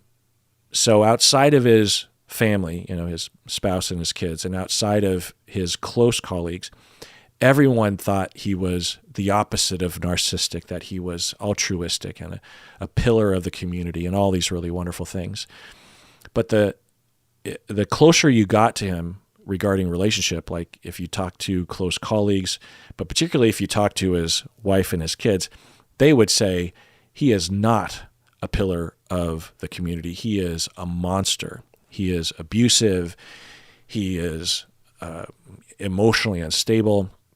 And so what profile this fits is that you'll have an individual that will seek narcissistic supply by portraying themselves as the opposite of the way that a narcissistic person would operate. If a narcissistic person is smart enough and adept enough, they can actually get narcissistic supply by coming across as being very selfless, by being very giving and very altruistic and very compassionate. And they might have those feelings. It might not be completely made up, but they're only showing a particular side of themselves, and they are working, really hard all day long when they're out in the community to clamp down on their defensive structure that wants to lash out and this sort of thing. They come home or they have a meeting with a closer colleague, someone that they feel more secure with, someone that they believe isn't going to leave them, but also they just can't hold that level of concentration all day long. And so they relax at home, and that's when their dark side is manifested. You could even see it as they need to make up for all of the injustices that they felt during the day. Like one profile is that they come home and they get comfortable and they just start yammering at their family about all the assholes that wronged them all day long. And they just talk and talk and talk and talk. And if the wife were to provide any kind of feedback, even if it was positive, he would just bulldoze over that because he's in this very primitive, immature way, needing the listener to just listen, and particularly not call them out on their shit. And so so that's one profile, but it can get worse because if the spouse and the kids say, "Hey, I've got other things to do," well, now all bets are off. The narcissistic person is really going to lay into those people because they don't have the energy to hold up the facade anymore. They depend on the family members in an emotional way that they don't depend on people in the outside world. The narcissistic person feels safe enough to be themselves, which involves this defensive structure around these close relationships. They believe that these people won't leave them, even though that's not necessarily true, you know? So it's possible that Nancy was doing that in the outside world, she was coming across very likable, but at home, she would engage in a lot of these behaviors that point towards massive insecurity and a need for self-centeredness and attention. It's hard to know. We'll never know because Dan is dead now. But that's possible. Another thing that I said on the podcast when they interviewed me, now that I remember, is that we tend to cartoonize narcissistic individuals and people with psychopathy as being 100% evil all the time. You know, think of like the Bill Cosby case. I think I talked about this during previous episodes, that there's this question about Bill Cosby because he was very altruistic from the outside and a force for good, particularly for black actors. He would fight with the producers of The Cosby Show to have wall-to-wall black actors. You know, the doctor, a black person, a lawyer, a black person, a neighbor, a black person, and would be instrumental in jumpstarting or assisting in a lot of careers for people when, people weren't asking Bill Cosby to do this. And it could have hurt him, in terms of his career and that kind of thing. So he was incurring a lot of difficulty in his life to help other people. Now, there's a question. Was he doing this for narcissistic supply and it wasn't genuine? It's possible. Was it his way of trying to throw people off the scent of what the crimes that he was committing? It's possible. But it's also possible that he actually was a good person in some ways and actually did have a good side to him. When he had enough narcissistic supply, he could relax and actually engage in some altruistic, beneficial behaviors for other people. That doesn't mean that he didn't suffer from narcissistic personality disorder. It just means that we have to understand that humans are complex and there's a lot of nuance to it. So that's another possibility that would explain what's going on with Nancy. It's another possibility that she didn't have narcissistic personality or she was very low on the scale and she, killed not from a place that was influenced significantly by any personality disorder, but it's just a human variation in terms of behavior that happened. You have 8 billion people. You're going to see a lot. There's a bell curve. You're going to see a lot of things at the edges that are odd. So it's just hard to tell. But I'm going with the top hypothesis that she did suffer from pretty significant narcissism, as evidenced by the talkativeness and also by the high level of confidence that she had, like abnormal confidence that she had. Also, people say that her books are not good. I haven't read them, and I've only heard some opinions from people, but there's a possibility that her books are not very good, and yet she just kept writing. I think she started writing in around 2003, so this is 15 years of dedicating her life and time and efforts into being a successful author and completing a lot of books, but not having any sort of success because her books suck. And if that's true, then that's another tick in the column of narcissism, where she just believes that she's awesome. Like I had a similar experience that when I was in high school, I had a friend who was very creative, and he shared with me his poems and his short stories and this kind of thing when I was in ninth grade. And I remember it sort of just being mind blowing, like, oh, wow, like this is really compelling.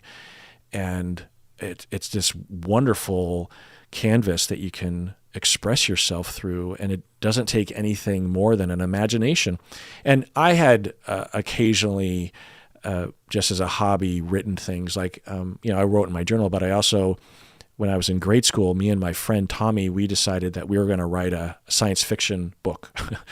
And it was funny. It was basically kind of like a Luke Skywalker character or a Neo character, the chosen one kind of a thing. And I think it was this guy, a young man or a teenage boy on a planet that was being attacked by something, and he was trying to get away.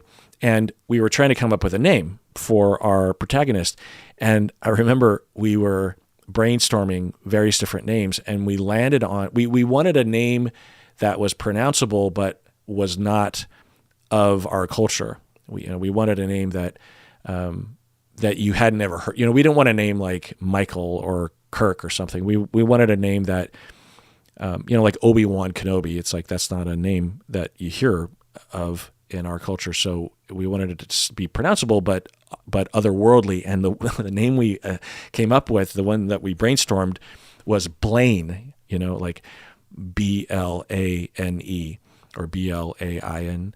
And it was years later that I discovered that that's an actual name in our culture.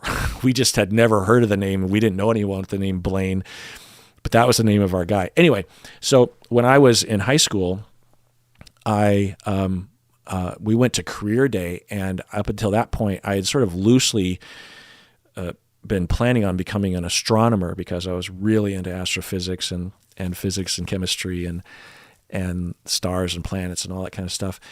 It wasn't a strong plan, but it was just kind of a loose plan. And then I discovered during career day that the job openings for astronomers were very minimal, and typically to get a job in astronomy, you had to wait for someone to die, usually at a university. So there was that. And looking back, it was such a simplistic way of looking at career, because of course, there's a lot of jobs in astronomy, but I think it was narrowly defining it as like a lead astronomer at a university. Anyway, so I was turned off by that. I was like, oh, that doesn't sound very promising.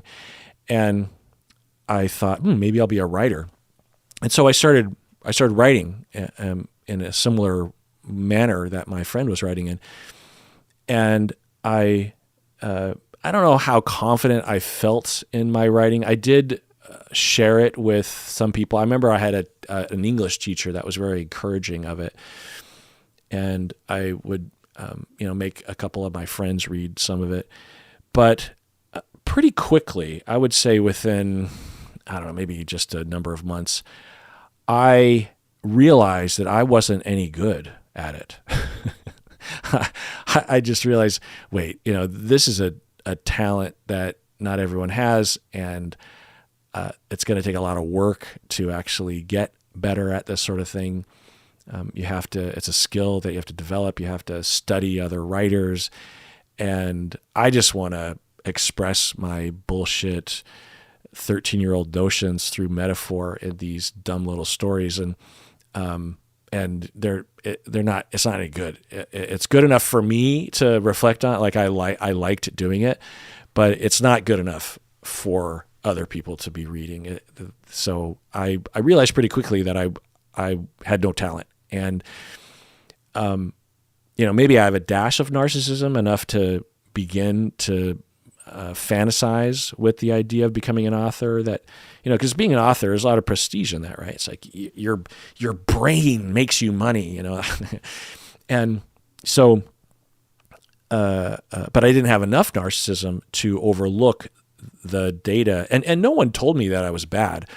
I think I just started looking as if I were an outsider on my writing and concluded that I wasn't any good.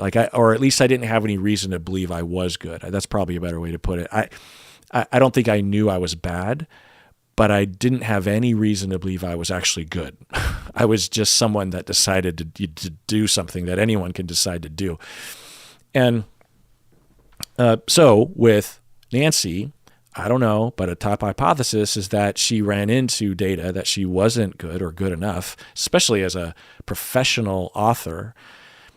And her narcissism denied her the ability to recognize that. Or another way of putting it is that due to her traumas of, in all likelihood, neglect and abuse growing up, she was on a treadmill running away from inferiority and would deny her flaws because of the terror of acknowledging that and recognizing, because it's black and white. People with narcissism have black and white thinking. And if they have a tiny flaw, or another way to put it is if they're not perfect and superior in a particular way, then they are 100% inferior and 100% worthless. For the rest of us, like myself, I can say that I suck at writing, but I'm still a good person for the most part.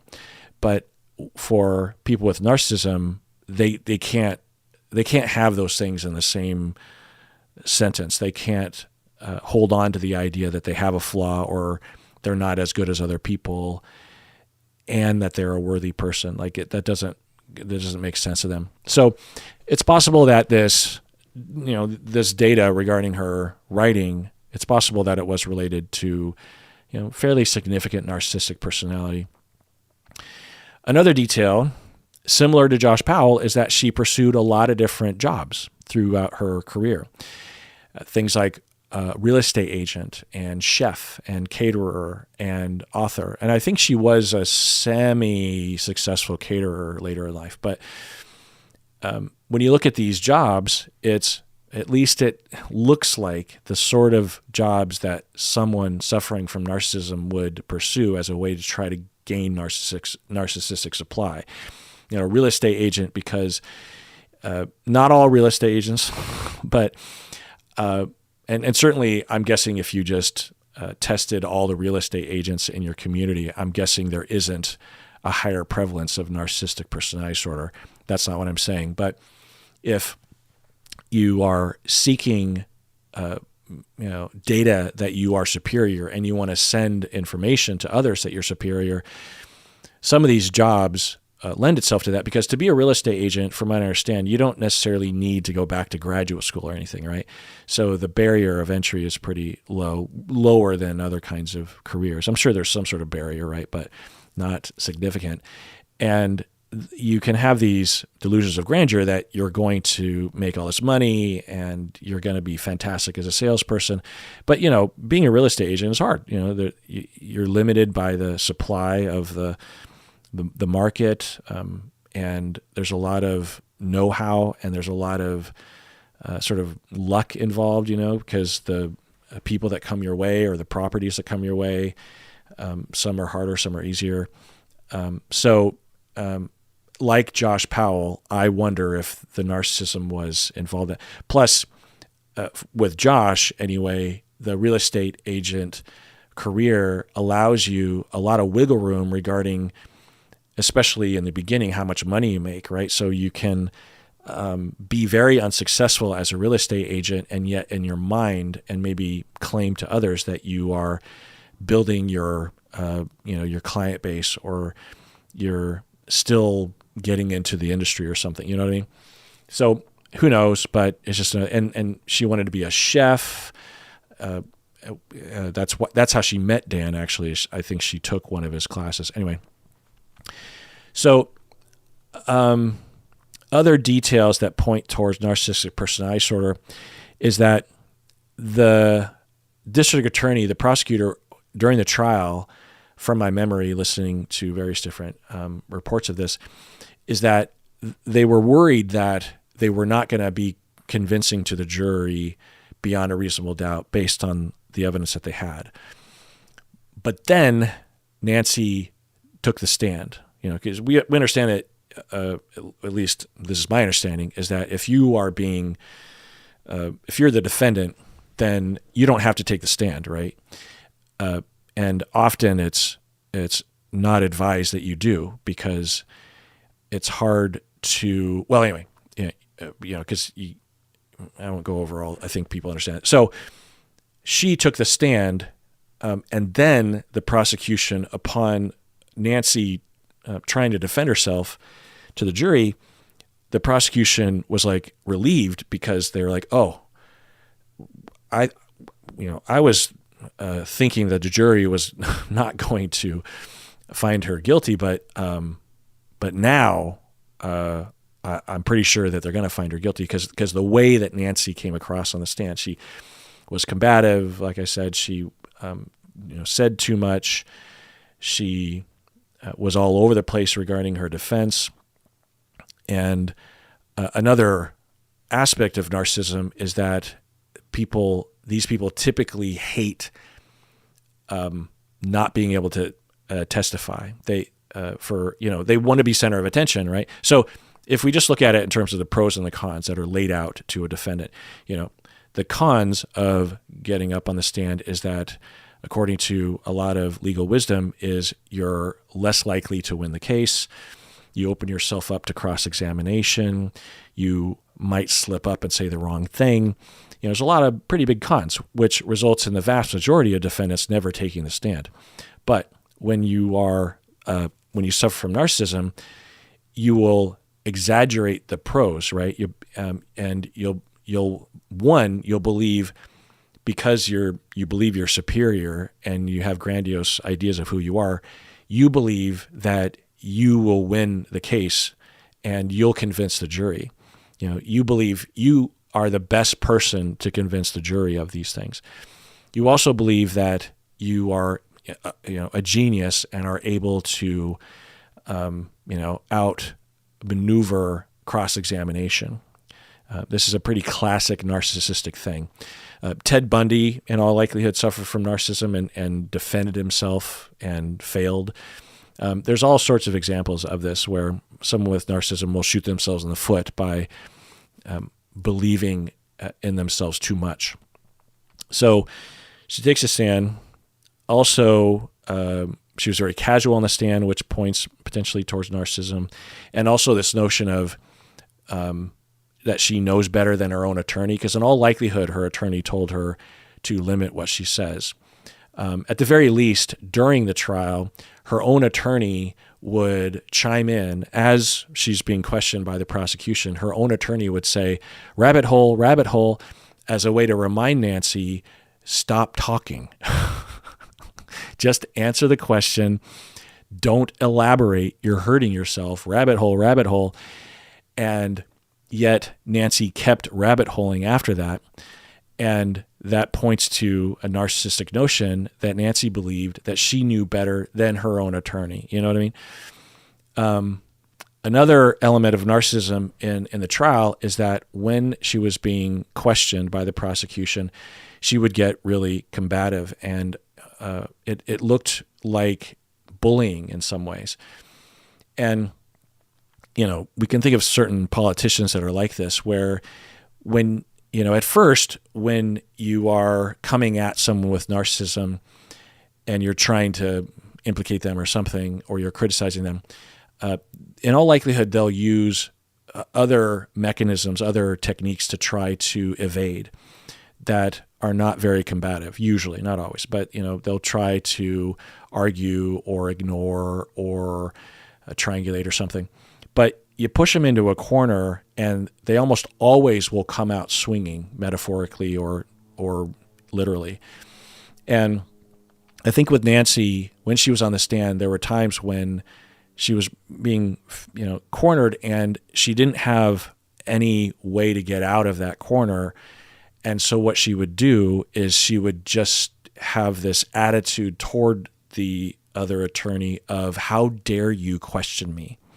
This is a common narcissistic thing, because this is the way that they believe. They have a distortion that they're right, that they're brilliant, that they're awesome, and they're above reproach. And so if you are coming at them as if you're an equal, or God forbid, you're actually above them, like in the case of cross-examination, and what's above, what's below, but if it just comes across like someone else is dominating you and winning something, then you as a narcissistic person, you must prevail. And you believe that just who you are gives you permission to prevail. You don't have to convince anybody. All you have to do is just say, I prevail because I'm me. Do you know who you're talking to? That kind of thing. And she had that attitude. Another possibility regarding narcissism, regarding all the grandiosity and all the overconfidence, is that deep down, for people with narcissism, they believe that they're inferior. In fact, they know that they're inferior. It's not a belief. They just know that they are worthless and inferior. And one way to look at this overconfidence is a semi-conscious effort to overcompensate for the fact that they feel very insecure. The closest example that most, if not everyone, does in their life that I can point to is a teenager that's like, whatever. Not all teenagers, hashtag not all teenagers, but many teenagers will, stereotypically anyway, but many teenagers, myself included, will enter into a phase where they come across like they're apathetic and they don't care about what other people think. And when you ask them questions, they're just like rolling their eyes, like, okay, whatever. I don't know. And the persona is one, the message is one of, I don't care. I'm so above this. This is so dumb. I have so many better things to do than sit here and talk to you. We all understand that teenagers are not, super secure individuals, right? They have a lot of reasons to be insecure. They're entering a phase in their life when they very much realize and subconsciously realize that they're about to enter into the adult world and they have no idea what they're doing. And they're terrified, naturally.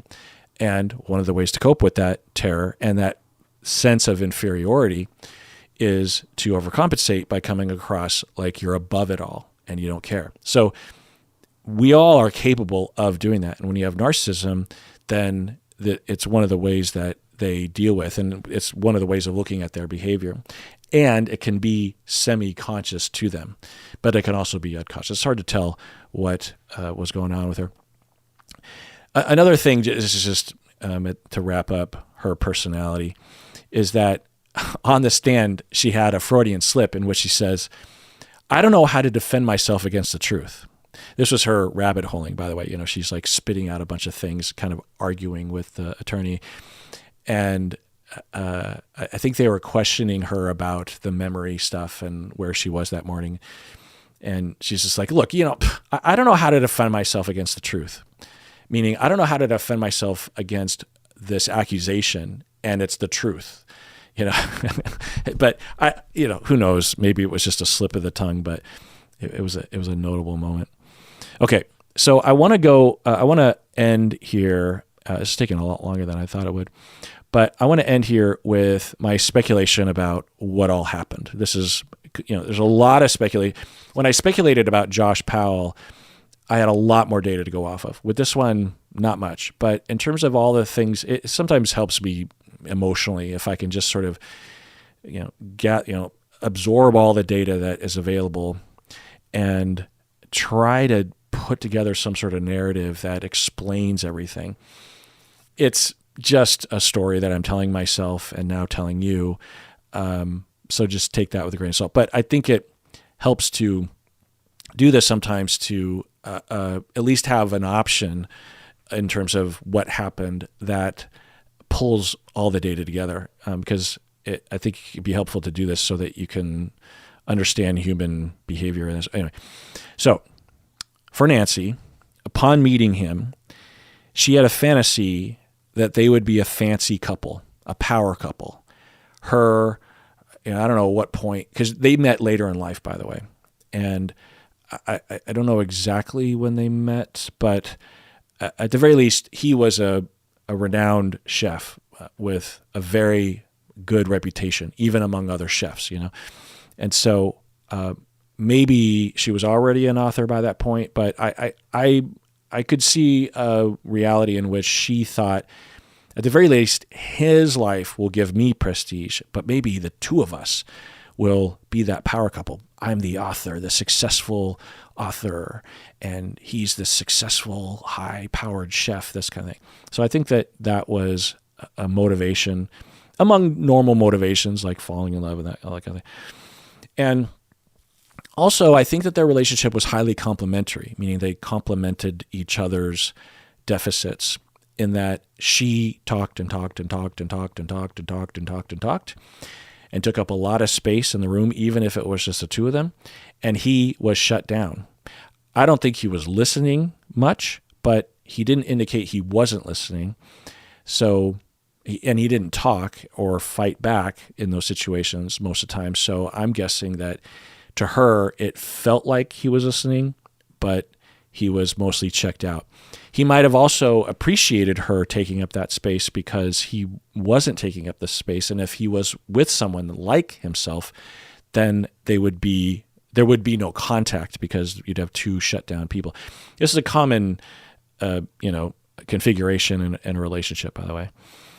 My other speculation is that they were never really close, even though she, Nancy, would claim that they had this perfect marriage and that they were very close and they complemented each other really well. I would speculate that from the very beginning, they were never really close due to their own traumas. I would imagine both of them had been through a fair amount of trauma. I don't know that, but I would just imagine.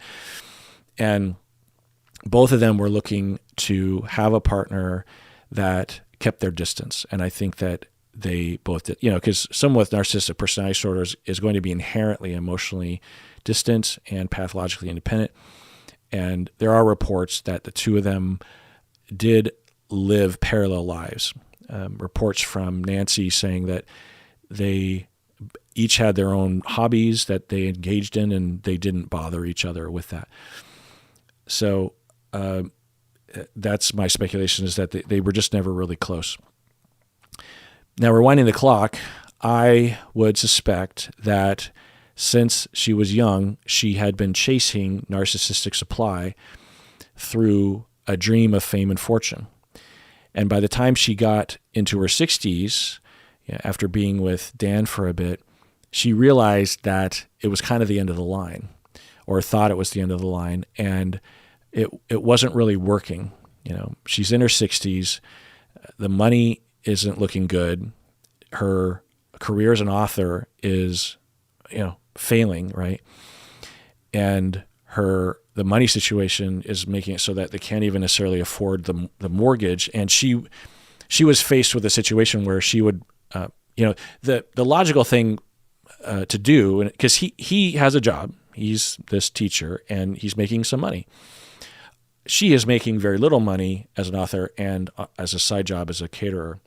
The logical thing is that if they're having trouble paying the mortgage, that she has to figure out a different career that is more lucrative. Probably a job that wasn't very prestigious, right?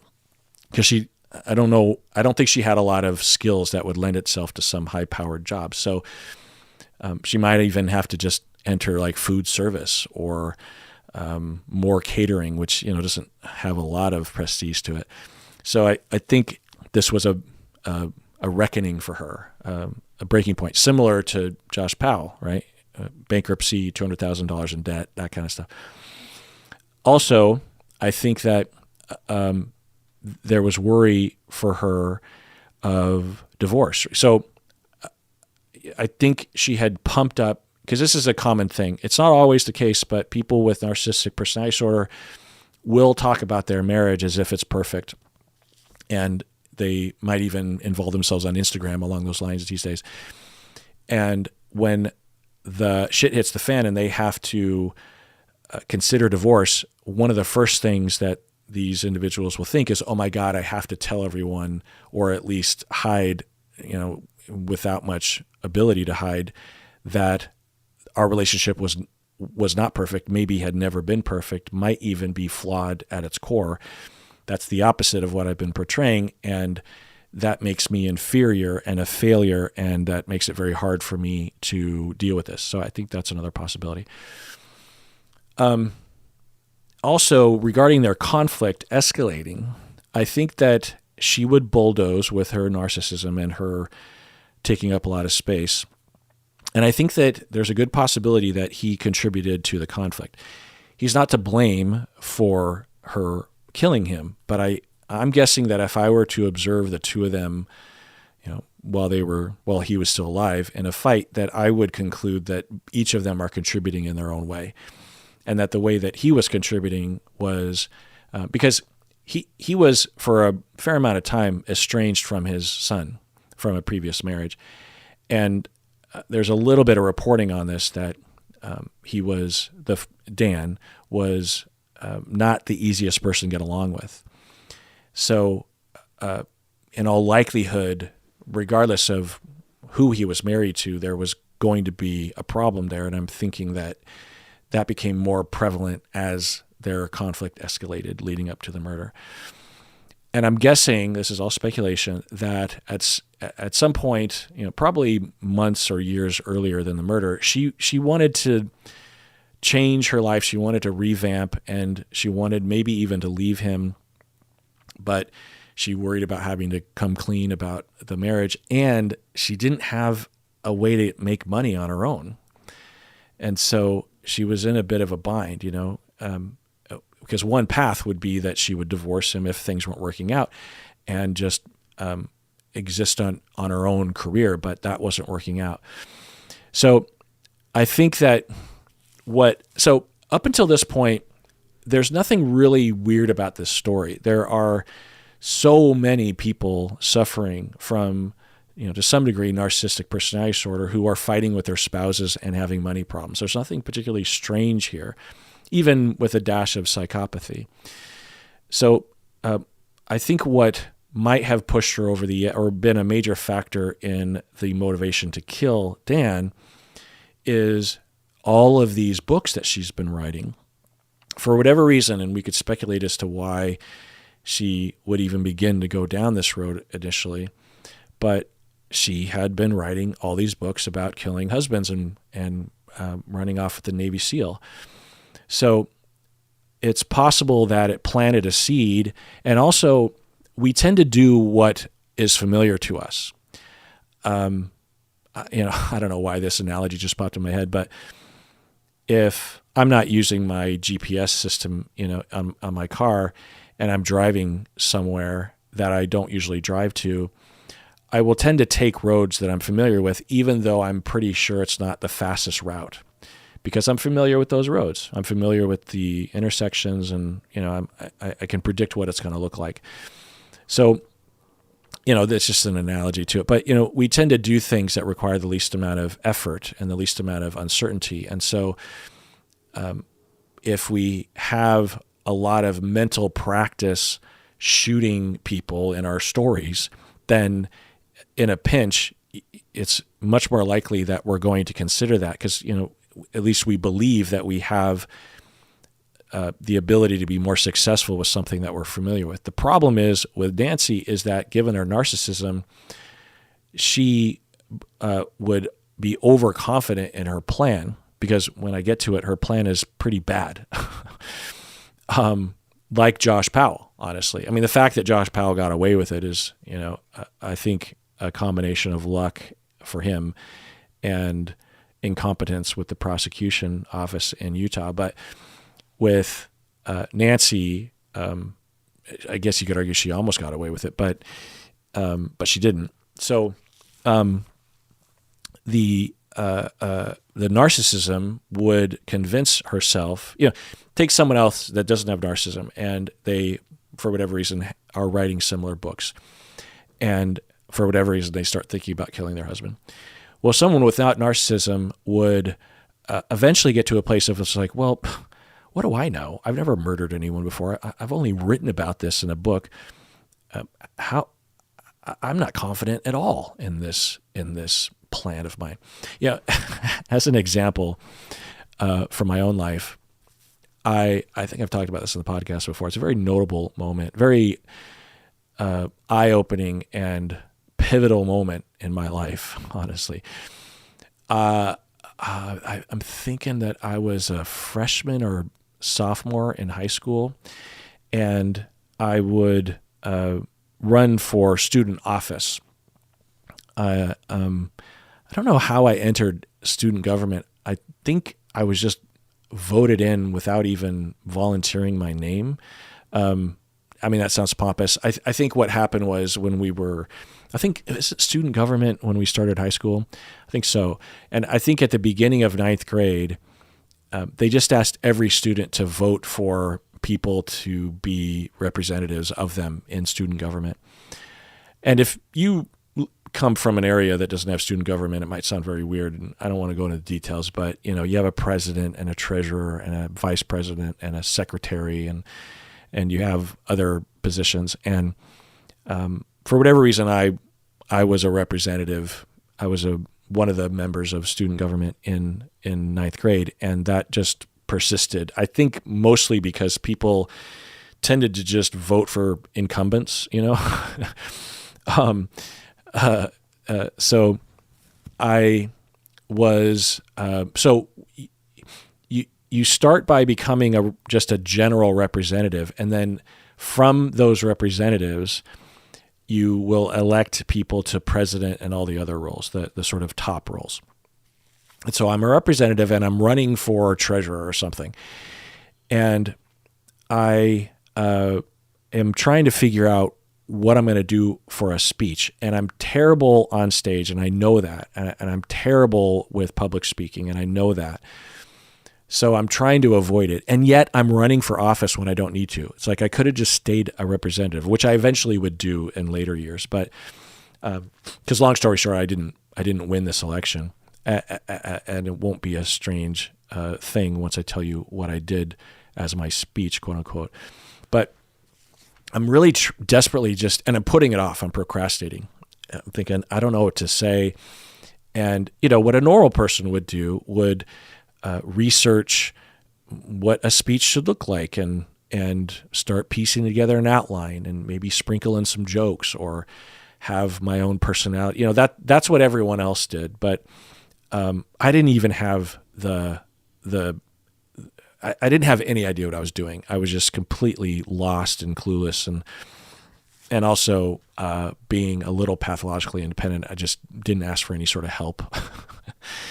And so I go to earlier in the week before my speech is supposed to be given. There's an election for the all school government that everyone participates in, and it's mainly upperclassmen, older kids that are running for these offices. And there's this one girl, I think a cheerleader, who her speech was, she had a Madonna song. What's the song? I think it's off the first album. And what she did is during the chorus, she dubbed in her own voice, instead of the chorus being something like, "Love Me Time." I can't remember what song is it, but it had a cadence of da da da da da da da da da. Anyway, she because this is 1986, and so the technology isn't there, so she just inserted her own singing voice, saying, "Vote for me. My name is Anne Marie." Her name was Anne Marie, by the way. And it was fine. It's a little goofy, but I think it was entertaining to the crowd. And she's in front of the whole school. And our school is, I don't know, like 1,400 kids or something. And she's dancing around, and she's lip syncing to Madonna and to herself overdubbing it. And she looks for some guy in the crowd to dance with, and she zeroes in on one of my close friends and pulls him into, to the, so these speeches were done in the main, I don't know what you call it, the main stadium area. It's where the basketball court is, and you have the bleachers and everything. Anyway, and she, out of all the 1,400 kids, she grabs my friend, and they dance around a little bit. And me and my friends are just cackling with laughter that she picked one of our friends. So that inspires me to do my version of her speech, partially making fun of her, which is a total dick move, but I don't know what I was thinking. So what I do is I find that same Madonna song somehow, and I overdub my voice saying something similar, but I think I might have even said, "Vote for me, my name is Anne Marie." I might have even directly referenced her. I don't know. And then I'm like, I'm going to dance around, just with my grade, and I'm going to find my friend and pull him onto the stage and dance with him the same way that Anne Marie did. And then I'm like, ooh, and I have another idea, is that I'm going to make fun of the fact that I'm Asian. So this is a whole other thing that I grew up in a community, and I went to a school that was 99.99% white people. And the fact that I was Asian was very exotic and very strange, and it was often highlighted by people. And I learned that if I just leaned into the joke, then it, took away some of the sting, right? And so I thought what I would do, and, keep in mind, I'm like 15 years old at this point. And I decide that I'm going to dress up in my older brother's karate outfit, and I'm going to make a poster that says vote for Kirk for treasurer or something. And then I'm going to jump, I'm going to be backstage. And then just as the song starts, I'm going to jump through this big piece of paper that says vote for me.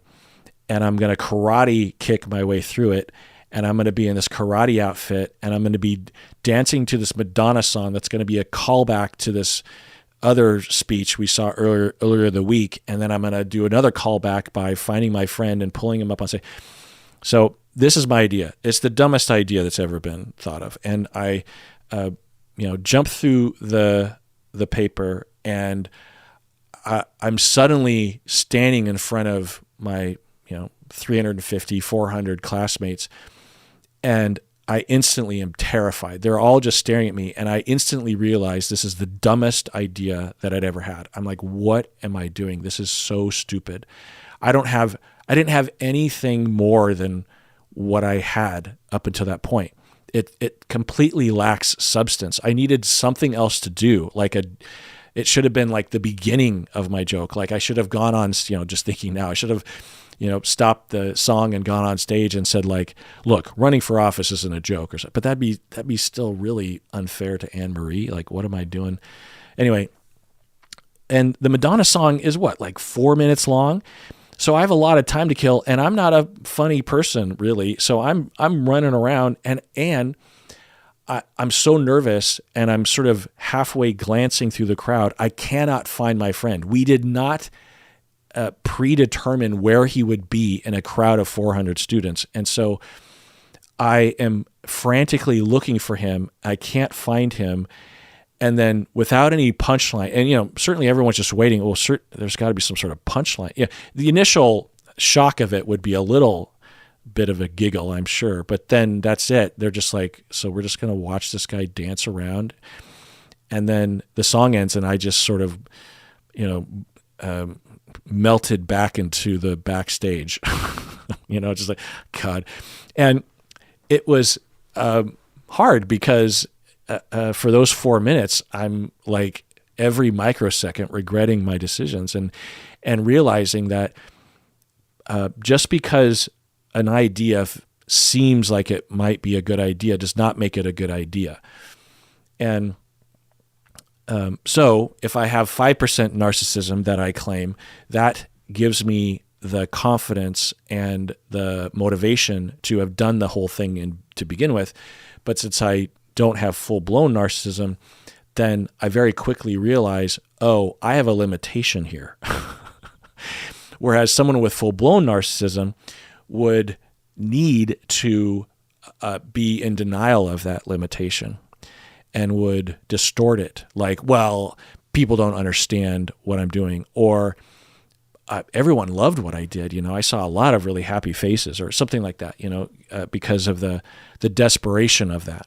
So along those lines, for Nancy Brophy, I think that she had this idea, because she had written about it a lot, that she could kill her husband, get away with it, get the insurance money, go to Portugal and meet the Navy SEAL of her life, and everything would be fine, because she had a little bit of narcissism enough to come up with the idea, and a lot of narcissism to deny her the opportunity to self-reflect and conclude that her idea and her plan and her notion was not very sound. You know what I mean?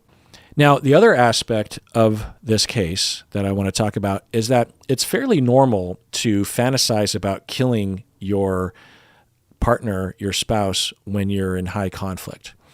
And let me explain. So I, as a therapist, will hear people tell me things that they don't tell anybody else. And I've heard a lot of people tell me about the violent fantasies that they have about their spouses as they're going through a breakup or a divorce, or post-breakup, post-divorce, or post-infidelity or something. You know, it's common.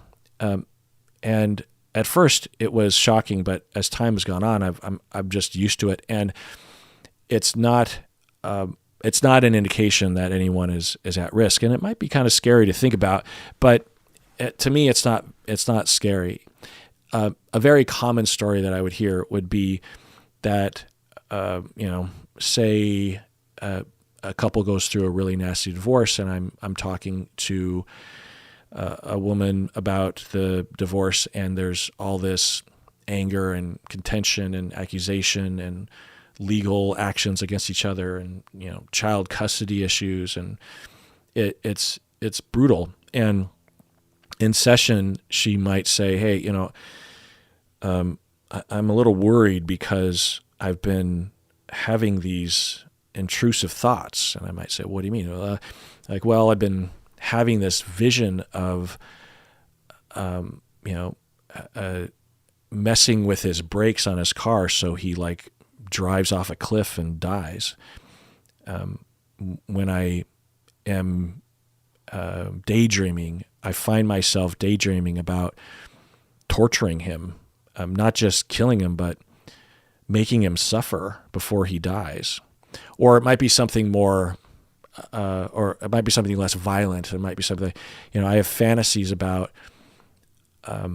making up a bunch of lies about him and telling all of his family and everyone he works with so that everyone hates him. And sometimes I might even fantasize for 45 minutes, and I'll make plans. And then I would ask, a lot of questions about intent and risk. And the vast majority of time, pretty quickly, I'd realize that there is no intent, there is no plan, there's no risk that they're actually going to carry this through. But it's a very satisfying emotional fantasy that people will have to make themselves feel a little better. Now, we have to be careful about entertaining these fantasies, but it's common enough. And so, I've heard a lot of stories like that. And I think that it's quite possible that Nancy was having that typical fantasy. And you match that up with narcissism and some psychopathy, and then her desperation. And, I think that's just possibly another factor. And another thing to think about is that, given that in her books, she could control the narrative and always allow the woman to get away with it, that she ended up narcissistically believing that she had, that she was a genius when it came to getting away with murder, when she doesn't recognize that she designs the story such that they always get away with it, Also, she might have just fallen in love with her own writing such that she believed that it was a lot easier than it seems like it would, or a lot easier than it is.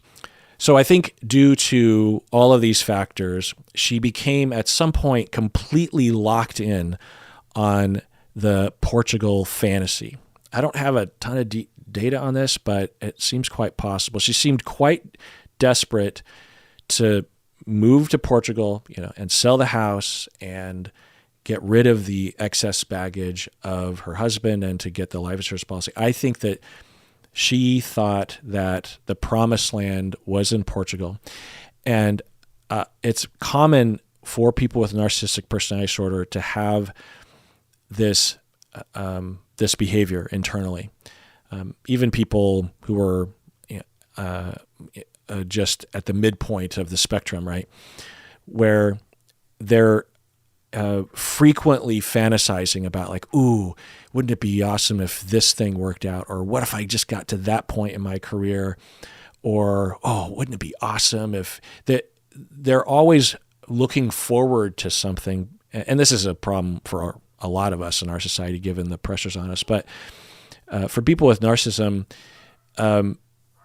they're almost always, because they always deep down know that they're inferior.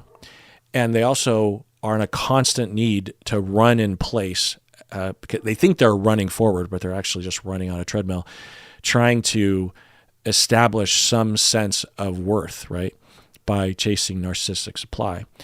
And one of the realizations that they have potentially is that they aren't in the promised land yet. They can't relax yet.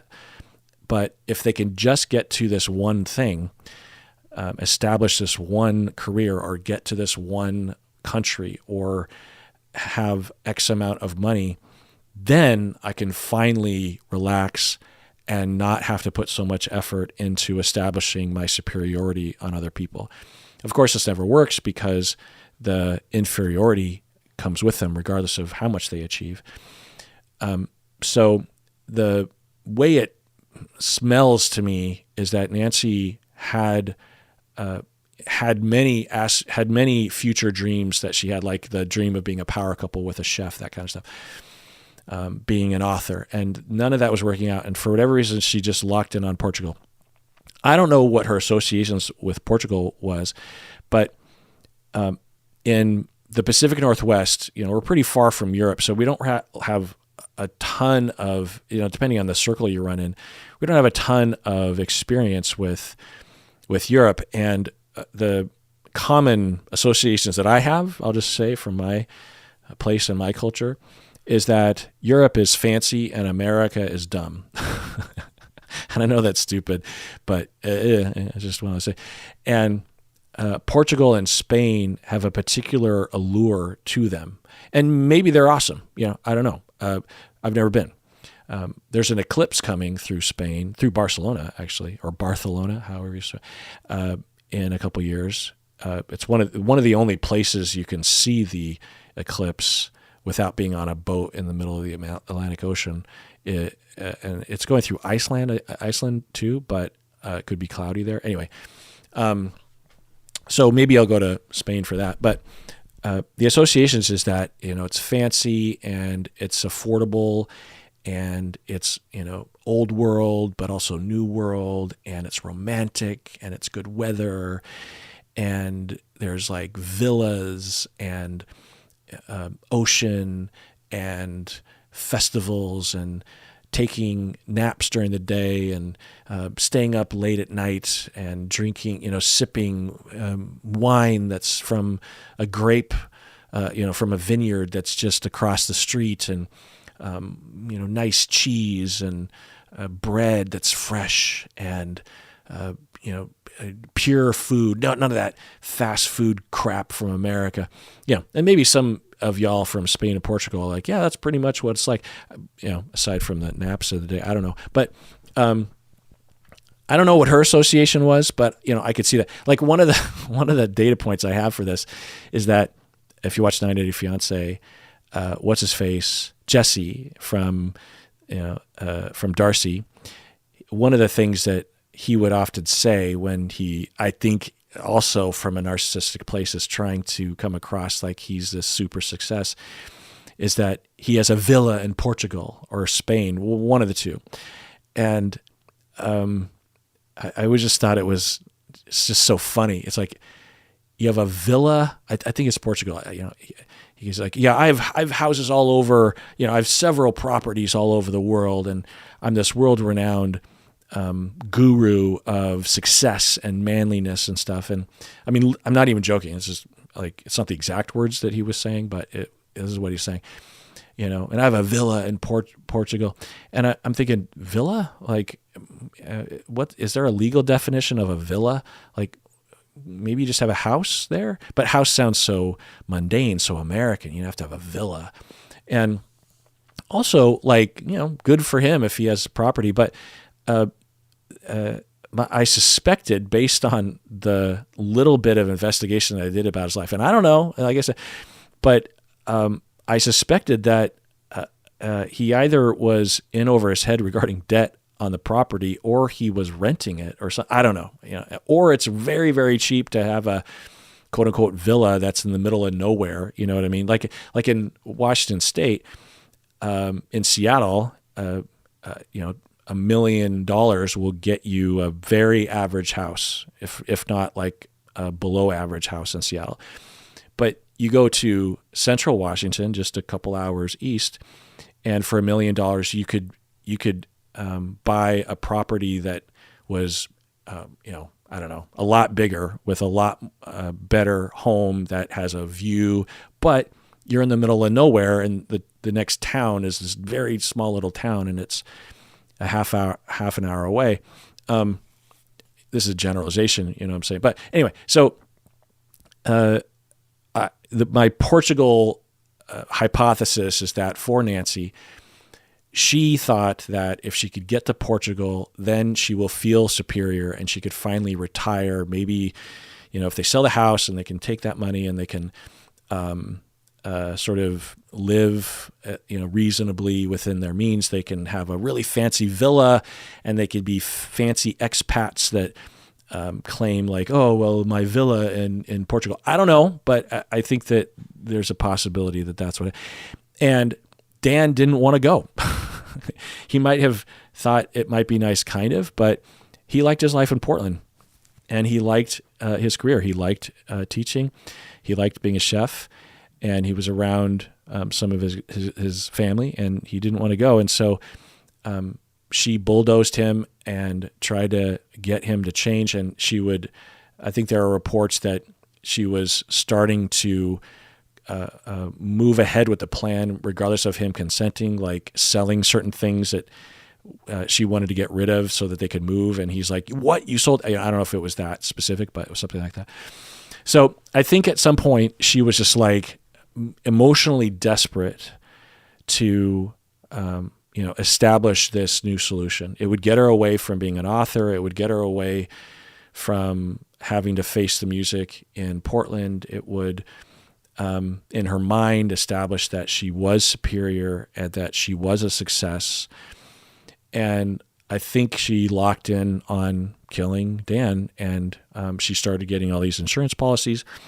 And I think that what her plan was that she was going to buy these guns and buy gun parts to do something to obscure the murder weapon. I'm not exactly sure. That was never really explicitly explained in a way that I understood, but there's something around that was fishy. Then she did plan on shooting him when she shot him, because if you think from her perspective, she's like, well, the easiest place I could shoot him would be at home, right? Because we're at home. There's just the two of us. But, disposing of the body, and if he's at home, then I'm the first person that they're going to talk to. But if he dies at work, which is downtown Portland, and I'm nowhere near that, then I'm in the clear, right? And she thinks, well, I know that he is alone there before the students arrive, so that I have a perfect little window where I can shoot him. And so she thought that she would do that. And I wonder if she figured that they would think it was a burglary. I'm not quite sure. But she didn't do anything to make it look like a burglary. Like, all she had to do was take his wallet or something. But she didn't even do that. And either she didn't have a plan for that and she just figured she'd get away with it regardless, or she panicked. I think that it's tempting. The common belief is that these cold-hearted killers are super calm when they're doing these things. That's not likely, given that I don't think that she suffered from significant psychopathy. It's very likely that she was highly distressed leading up to and having done it. not distressed in terms of remorse, but distressed in terms of getting caught. And whereas psychopaths often will have lack of access to their fear and will be calm as they commit these kind of crimes. Not always, but often. And so there's a possibility that in the moment she did have a plan to make it look like a burglary or something, but she panicked and just bolted. You could imagine that happening. And she planned on driving home and having the alibi. But she didn't count on the security cameras. And I think it's possible it's related to a few things that she didn't think about this. One, I don't think even people that know about security cameras understand just how many security cameras there are in the world. It's not something that is presented in a lot of movies and TV shows. There's a lot of things in movies and TV shows today that writers will write as a way of convenience. Like they, not so much anymore, but in recent past, there would be movies where Stacy and I would suddenly ask each other, why don't they just use their cell phone? And there would be no attempt to answer that question, right? Or questions about security cameras, right? So it's possible that she just had the common misunderstanding of just how many security cameras there are out there. Number two, she's older, and she's in her 70s now. It's possible that she's just not up to date on technology and is less likely to realize that. Number three, it's quite possible that in all of her books that she would write, she kept it pretty simple and didn't involve security cameras. Because I don't. This is just a general. I haven't really analyzed this, but there are certain things that, at least commonly, elements of a murder mystery that can kind of ruin the story. Things like cell phones and security cameras can really simplify. It's sort of like with Star Wars, right? Like there are certain things about Star Wars movies and TV shows where you're thinking, wait, so they don't have security they have all this technology and they don't even have security cameras similar to the ones that we have today, and they're like in the future in terms of technology. And so there's just, it's harder to write a crisp story when you have to deal with these other things. You know what I mean? I don't know if I'm making sense, but it's possible that in her books, which I haven't read, that she just hadn't really reckoned with the amount of security cameras that are in our lives right now. And so when she had this plan and enacted the plan, she just didn't account for the security camera problem, So I don't know, because she couldn't know that, because if she had looked and really taken into account, she would have seen that on her route there were several security cameras, and she couldn't know the resolution of those cameras. And because she almost got away with it as a thing, because the resolution was so poor that it was hard to identify her. But she couldn't know that, right? There could have been some of the cameras that had settings or the capability of taking very high resolution, would have seen her face with her license plate driving at that particular time. So I think that it just didn't cross her mind, is my guess. So I think due to luck, she almost got away with this. And it is kind of interesting because her plan is pretty simple, especially when you compare it to Josh Powell's plan. And all she did was buy a gun just out in the open, claiming that it's a gun for him during mushroom hunting or claiming that it's for her research purposes. And then she just drives down there, maybe just follows him to work, walks in there, shoots him twice. And just imagine what that would be like, because he likely knew that she was shooting him, and just horrible. And she just walks down there, walks in. She probably has the keys, or it's open. And just walks up to him and shoots him, walks off, and drives home, and then claims that she was home the whole time. It's a very, very simple plan, and she almost got away with it if it weren't for those pesky kids. No, just joking. If it weren't for those pesky police officers that doggedly kept reviewing this video footage, which I'm a little confused by, because we have a security camera on our house, and one time my neighbor actually asked me for a particular clip of my camera because, how much detail do I want to go into? He wanted to establish an alibi, actually, that he was home, because there was some sort of investigation. I don't think it was criminal, but he wanted proof that he was home. And so I just scrubbed through the recorded video until I got to that segment, and then I just pulled that segment. And so I'm a little confused why, when they got their hands on the video footage, they didn't just scrub to the, if it's a 13-minute window, then, say you just have to search through half an hour, 45 minutes of video footage and just watch the footage, right? I don't understand, I don't know.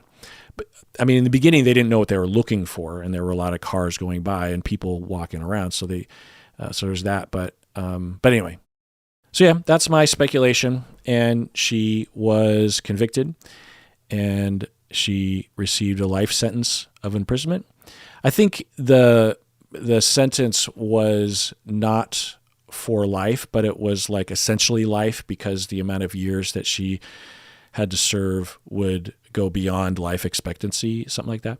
She's found guilty of second-degree murder, which I believe second-degree murder, that's not premeditated. Anyway, I don't know. So to conclude, there's just a couple other details that are kind of interesting. One is that, when she called the investigator a few days after the murder to ask the investigator for a note saying that she was not a suspect, she was like, hey, I'm trying to get this $40,000 life insurance policy, and they said that they will only give me it if I'm not a suspect, so can you write me a note? Well, there's a number of different things you can think of about this. One is that it potentially shows her obliviousness to the situation, given her personality disorder. Also, it might show that her primary concern was the money. Again, lack of understanding the landscape, so that she should hide that, given her, because when you're narcissistic, you just believe your ideas. You also feel entitled, that kind of stuff. So there's that. But when I was talking to the Wondery podcast people, the Happily Never After folks, one of them said that they wondered if this was a way of throwing her attempt at throwing them off the scent, even though it pointed an arrow at her. There's a chance that if she hadn't have called, then the investigators might not have even really had her on the list, because there didn't seem to be any motivation there. But the producer, the person that works for the podcast, what was interesting to me was that they said, maybe what she was thinking was that she would claim that she only has so here's the thinking, is that she's sitting there a few days later and she's thinking, oh crap, I don't know what the police are doing. Are they investigating me? Where are they? So that motivates her to check in with the investigator about her being potentially on the list of suspects, because she can't stand not knowing, right? And criminals will often have this motivation. They will often contact the investigators as a way to try to get a lay of the land, because then they believe that if they know that information, then that'll give them the ability to maneuver, because they don't know which way to go. And investigators know this about guilty parties and will use it against them. They'll sort of string the perpetrator along to kind of tease. Like they did this to Jodi Arias, if you remember. Anyway, so that's one motivation. But another one could have been that she wanted to throw them, because she's sitting there thinking, it looks bad that I have $1.4 million in life insurance that I'm going to get from this death. That looks bad. So I want to get out ahead of that. One of the ways I can get ahead of that is by telling the investigator about only one of the policies, which makes it look like I have much less motivation to kill him. So if I call him and say, "Oh, by the way, and maybe the life insurance didn't even say this, right? She just makes it up. She's like, "Oh, by the way, there's this $40,000 life insurance policy. It's a really small policy that no one would ever kill their husband over. But can you just write me up?" I thought that was an interesting speculation. I think that it could be true. Another random detail is that last year, 2023, Lifetime made a movie about this case, because of course they did, because it's Lifetime. And it stars Sybil Shepherd as Nancy Brophy, and Dan Brophy is played by Steve Guttenberg, because Dan Brophy kind of looks like Steve Guttenberg, and Nancy Brophy, I guess, kind of looks like Sybil Shepherd. But it was nice to see those two still working, honestly. I didn't know Sybil Shepherd was still working. And if you're from my generation, Steve Guttenberg. If you're not from my generation, you probably don't. He was in all the Police Academy movies and everything. And he was also in maybe the best movie he was in was a Ron Howard movie called Cocoon, which I think still holds up. So, he was sort of like, who would he be like? He was kind of like the Shia LaBeouf of the time, like an everyman kind of underdog, goofy guy. Anyway, most of his movies are panned at this point. But anyway, so there's a Lifetime movie. And then, of course, the Wondery podcast that came out this year. So that's that episode. A lot longer than I thought it would be. But I thought since I did all this mini deep diving into the case for the interview, I would also make my own episode on it. And so that was that episode. And everybody, let me promote a couple things. If you're not interested in this, feel free to stop listening. But, Berto and Rebecca and Bob all have cameos. So if you want to get a cameo from them, they don't get a lot of requests. So I think that's because people just don't know or remember, because I think a lot of people would like a cameo from them. And particularly Berto, because I don't think he charges very much. So if you want to give a birthday shout out, even to yourself, a lot of people don't get cameos for themselves, but I think that's a wonderful idea. If you're coming up on something, or you just want like a pep talk or something, get a cameo from them. They can't give therapy, of course, but there's a way to do a cameo within the bounds and provide. So, cameo. Another is that our 16th anniversary show is coming up in September. I'm looking up the dates specifically. It is September 14 and 15 on YouTube. We're going to start at 10 a.m. on both days, Seattle time, and we're going to live broadcast for 8 hours each day. And it'll be me and Berto, and we'll be doing our normal stuff that we usually do by doing swag games that y'all can participate in and other kind of stuff. And there'll be, antics and fun stuff that we'll talk about, and Q&A. And I'm probably going to send out a survey to all the patrons and the YouTube members to provide random questions that we can answer when we get a chance on the broadcast. But another thing is that if you want to send in a card for the 16th anniversary, you might want to send it sooner than later, because we always get like a fair amount of stuff afterwards, and I think it's because people scramble, particularly if you're not in the United States, because mail could take longer. Also, if you want to send like a package or something, or what I always love to get is fan art. I get a huge kick out of it, and if you do make fan art, it's normal to make the fan art of yours truly, but I have a lot of fan art of yours truly, and so if it just feels narcissistic to ask for that, but also because I tend to put the art up in my office, and it just looks kind of silly to have a bunch of versions of my face. But also, if it's going to be in my office, I don't need to look at myself. I'd love to see you, if you want to have yourself in the fan art, or if you want to include the co-hosts in it, or just other elements in the fan art, or I don't know, just yeah. So there's that. And by the way, I only have so much room in my office for fan art, so not everything can go up. Sometimes it's kind of random what gets placed. Sometimes I'll post a picture and people will be disappointed that their fan art isn't up. The other thing I'll say is it's not guaranteed that your fan art isn't up in my office, just somewhere else, because there's a fair amount of real estate in my office for fan art. So there's that.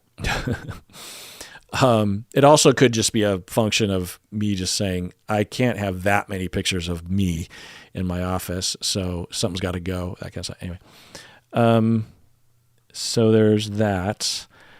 What other things? If you're not a patron, it'd be great if you were. There's every month there's a pretty sizable group of people that cancel their Patreon or YouTube membership. I'm guessing for absolutely understandable reasons, one way or the other, which means that in order for us as a company to survive, we have to have a constant group of people that are signing up. We can never just sit back and coast. To stay at the same revenue level, we have to constantly be getting new people to sign up. So, and when I stop promoting Patreon, we don't get a lot of new people. And so we're just taking a nosedive over time, and I keep track of all this stuff. There's I have graphs and spreadsheets and stuff. And so, because a lot depends on my ability to keep track of this stuff, because I have to pay employees and everything, and have to pay my bills, and it's basically the only income for my family, and so there's a lot hinging on it, and it's scary to see the trend downward. And not to guilt trip you, but sometimes I feel like people might wonder if we've established a certain level of success, and there's no need for anyone to contribute because we're doing okay. And the fact of the matter is, like I said, we just need a constant new batch of people signing up all the time. So only if you want to, or care to, or have the ability to. But I feel like I just want everyone to know this situation, and I feel like I trust y'all with that stuff.